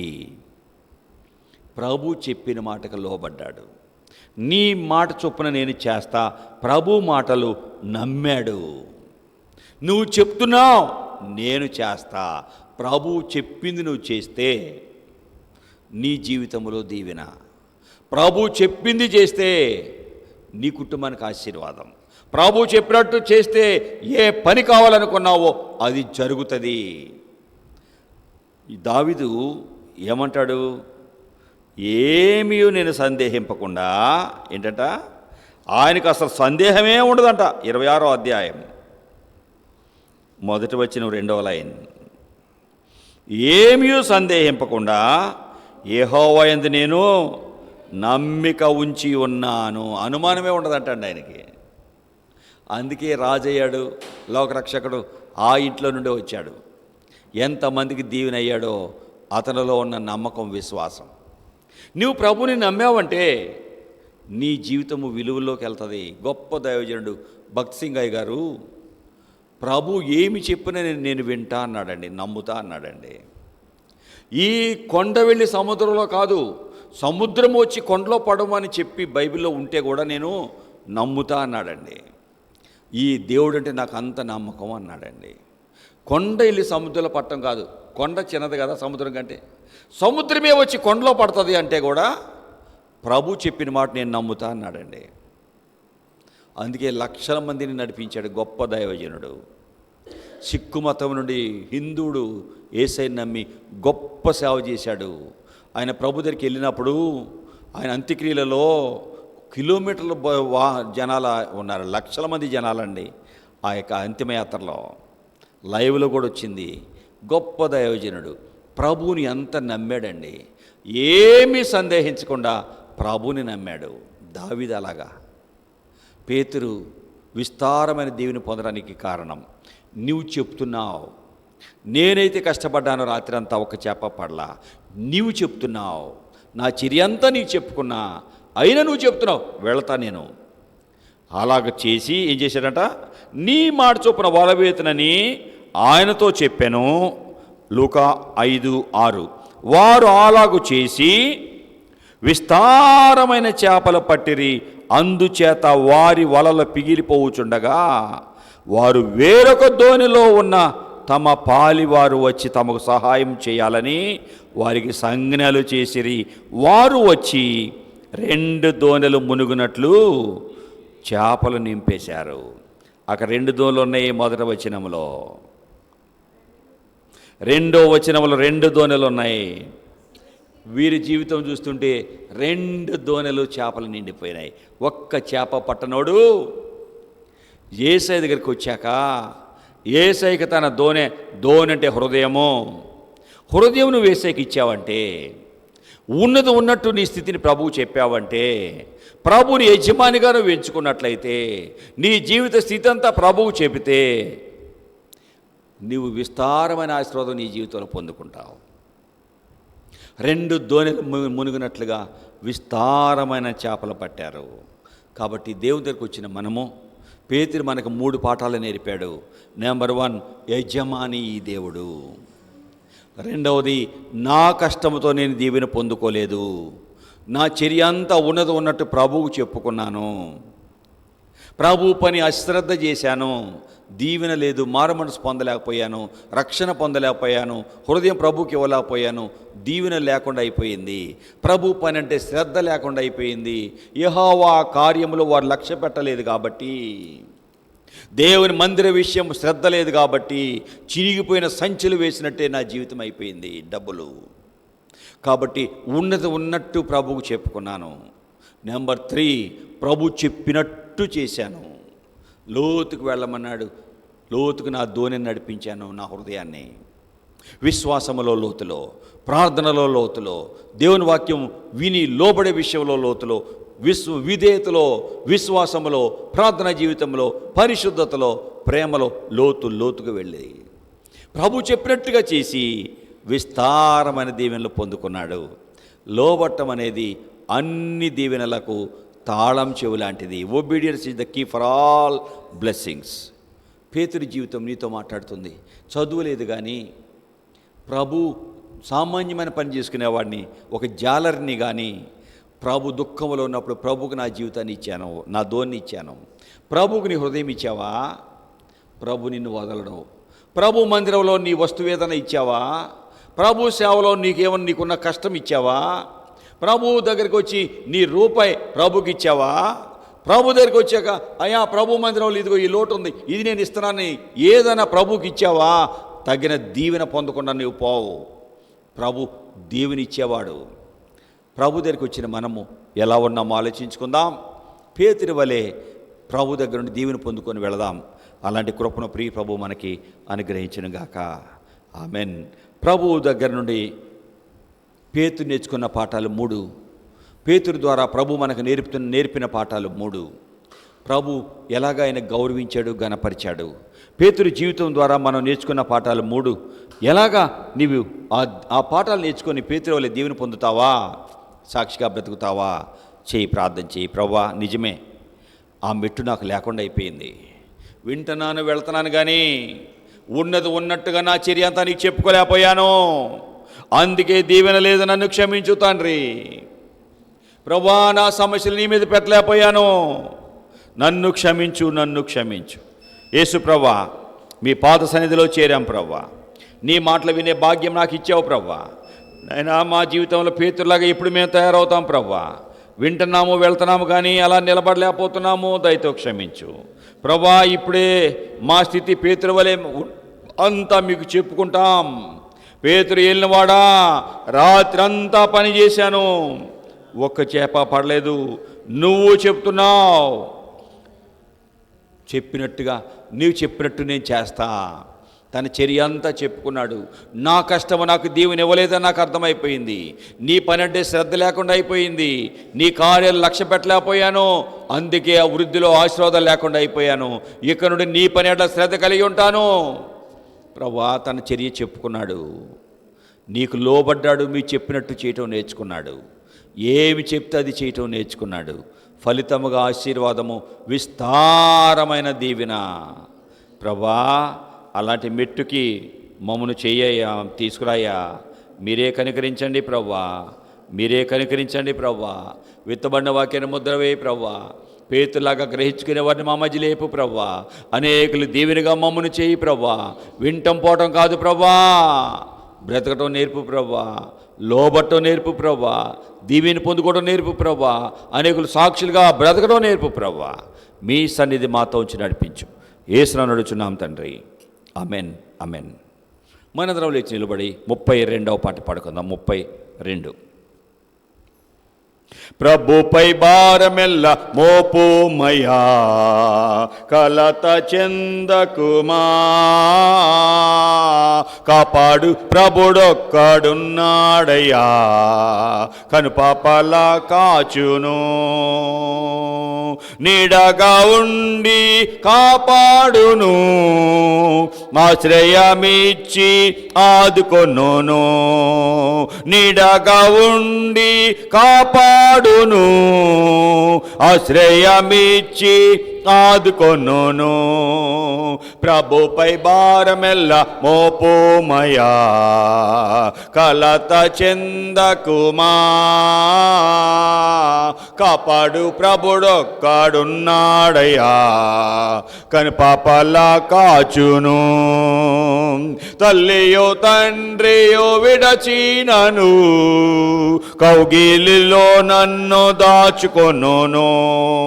తల్లియో తండ్రియో విడచినను, కౌగిలిలో నన్ను దాచుకొనును. ప్రభుపై భారమెల్ల మోపుమయా, కలత చెందకుమా, కాపాడు ప్రభుడొక్కడున్నాడయ్యా, కనుపాపలా కాచును. మన పక్షమున ప్రభు ఉండగా కదలక మెదలక నేనుందును. మన పక్షమున ప్రభు ఉండగా కదలక మెదలక నేనుందును. ప్రభుపై భారమెల్ల మోపుమయా, కలత చెందకుమా. కాపాడు ప్రభుడు కడున్నాడయ్యా, కనుపాపల కాచును. నన్ను కనుపాపల కాచును, నిన్ను కనుపాపల కాచును, మనలను కనుపాపల కాచును. వాక్యం అర్థమవుతుందా? ఏదో చెప్పుకుంటూ పోతున్నానా? ఏమ్మా సామ్రాజ్యమ్మా, అర్థమవుతుందా? ఏమ్మా చెప్పండి, వాక్యం అని అర్థమవుతుందా? ఓకే. దేవుడు ప్రేమించి మనకు ఆయన వాక్యం ఇస్తున్నాడు. ఆయన వాక్యాన్ని శ్రద్ధగా విందాం. పేతురు వల్ల దీవెని పొందుకొని వెళ్దాం. పేతురు దీవెని పొందడానికి కారణం మూడు పాయింట్లు విన్నాం. ప్రభువుని యజమానిగా చూసుకున్నాడు. తనది ఉన్నది ఉన్నట్టు తన స్థితిని చెప్పుకున్నాడు. ప్రభు లేకుండా మనకు దీవెన రాదు. ప్రభు పని శ్రద్ధ లేకపోతే, ప్రభు పని విషయమైన శ్రద్ధ లేకపోతే కూడా దీవెన పొందుకోలేము అని అర్థమైపోయింది ఆయనకి. ప్రభు చెప్పినట్టు చేస్తా లోపట్టం నేర్చుకున్నాడు. విధేయత అనేది అన్ని దీవెనలకు తాళం చెవి లాంటిదని అర్థం చేసుకున్నాడు. ప్రభు చెప్పినట్టు చేశాడు. అంతే తప్ప నువ్వు అడ్రంగివి, నీకేం తెలుసు, చేపల పట్ట పోవయ్యా, నీకు ధోని ఇచ్చాను కదా, ధోని అయిపోయింది, నీకు పని అయిపోయింది, నీ పని చూసుకో వెళ్ళిపో అలా తన జీవితంలో నోటిని శుద్ధి వేసుకోవడం నేర్చుకున్నాడు. నోరు కంట్రోల్లో పెట్టుకోవడం నేర్చుకున్నాడు. ఫలితంగా ఎంత దీవెన పొంది ఈ దినం వరకు మనం చదువుకుంటున్నాం. ఈ లోకం ఉన్నంత వరకు బైబిల్ ఉంటుంది. బైబిల్ ఉన్నంత వరకు ఆయన జీవితం ఉంటుంది. పేతురు జీవితం ఉంటుంది. 3 పాఠాలు మనకు నేర్పాడు. నువ్వేం నేర్చుకున్నావో కార్యంలో క్రియల్లో పెట్టు. పేతులాగా దీవెన పొందు, సాక్షిగా బ్రతుకు, అనేకులు నిజ మార్గాన్ని తీసుకురా. యేసు ప్రభువా, మీరిచ్చిన సమయాన్ని బట్టి వందనాలు, మీరిచ్చిన వాక్యాన్ని బట్టి వందనాలు. వినటం కాదు, బ్రతకటం నేర్పు నైనా రావటం కాదు, అనేకులు రప్పించువారిగా మమ్మల్ని చేయి. పేతురు జీవితం ఎంతమందికి దీవెనైంది. ఎన్ని 3 పాఠాలు నేర్చుకున్నాడు. దుఃఖంలో ఉన్నవాడు, వేదనలో ఉన్నవాడు, కలవరంలో ఉన్నవాడు, కష్టాల్లో ఉన్నవాడు, ఇంటికి ఎలా వెళ్ళాలి అని బాధపడుతూ ఉన్నవాడు, దిగులుతో ఉన్నవాడు ఎంత సంతోషంగా ఇంటికి వెళ్తున్నాడు. ప్రభువా, మిమ్మల్ని నమ్ముకొని రక్షణ పొందుకున్నాడు. ఈ లోకంలో దీవెన కూడా విస్తారమైన 2 దోణెలు మునిగేంత చేపలో విస్తారమైన దీవెన పొందుకొని వెళ్తున్నాడు. నాయన, నీ దగ్గరికి వచ్చిన వారిని, నీకు హృదయం ఇచ్చిన వారిని ఎన్నడూ ఒట్టిగా వదలవు నాయన. మా హృదయాలు మీకు ఇస్తే మా బ్రతుకును, మా జీవితాలను, మా కుటుంబాన్ని మార్చి ఉన్నతంగా నడిపావు. మా నాన్నగారు మిమ్మల్ని నమ్ముకున్నాక ఆయన ఉన్నతంగా లేపావు. ఆయన బిడ్డలుగా మమ్మల్ని లేపావు. నాయన, నా హృదయం మీకు ఇచ్చినప్పుడు నన్ను వదిలిపెట్టలేదు. నన్ను, నా కుటుంబ జీవితం ఇచ్చావు, భార్యని ఇచ్చావు, బిడ్డల్ని ఇచ్చావు. ఈ లోకంలో ఏం కావాలో అన్నీ ఇచ్చావు. నీ పని చేయమని ఆజ్ఞాపించి పంపించావు. నీ మాటలు ఇచ్చి పంపించావు. ఎంతమందికి దీవెనగా అయోగ్యుడైన నన్ను చేశావయ్యా. మా జీవితాలు అనేకులు దీవెనగా ఉండాలయ్యా. మా కొరకు మేము బ్రతికితే ఉపయోగం లేదయ్యా. అనేకులు దీవెనకరంగా మేము బ్రతకాలయ్యా. సొంత లాభము కొంత మానుకు పొరుగువానికి తోడ్పడవాయి అని ఒక లోకస్తుడు గురిజాడ అప్పారావు గారు ఆయన చెప్పాడు. లోకస్తుడు సొంత లాభం మానుకొని పొరుగువానికి సహాయపడాలి. అది మీరు ఎప్పుడో చెప్పారు తండ్రి. మీరు ఈ లోకంలో ఉన్నప్పుడు ఎంతమందికి సేవ చేశారు, సహాయపడ్డారు. నిన్ను కలిగిన భక్తులైన వారు ఇప్పటికి ఎంతమందికి సహాయపడుతున్నారు. వారి ప్రాణాలు పణంగా పెట్టి నీ పని చేస్తున్నారు. ఎంతమందికి వారు దీవెనగా ఉన్నారు తండ్రి. పేతురు జీవితం ఈ దిన వరకు కూడా దీవెనగానే ఉంది. అలా మేము అనేకులు దీవెనగా ఉండున్నట్లుగా మాకు సహాయం చేయి. బలహీనలేని వారిని ముట్టి బాగు చేయండి. వివిధ సమస్యలు ఉన్న వారి సమస్యలు తీర్చండి. మీరే బిడ్డల ఒక్కొక్కరి అక్కర్లు తీర్చి మీరే వీరి జీవితాల ద్వారా మీ నామాన్ని కనపరచుకోండి. అయోగ్యుడు నా ప్రార్థన ఆలకించండి. యేసును నడుచున్నాం తండ్రి, ఆమేన్. తండ్రైన దేవుని దయ, ప్రభు అయిన యేసుక్రీస్తు యొక్క కృప, పరిశుద్ధాత్మ దేవుని సహవాసం మనకు తోడుగా ఉండి పేతురు వలె గ్రహించుకొని మేలు పొందుకొని సాక్షులుగా బ్రతికినట్లుగా ప్రభు మనకు సహాయం చేసి మన జీవితం ద్వారా ప్రియ ప్రభువే ఆయన నామాన్ని మహిమపరచుకొనుగాక. ఆమేన్, ఆమేన్, ఆమేన్. అందరికీ వందనాలు.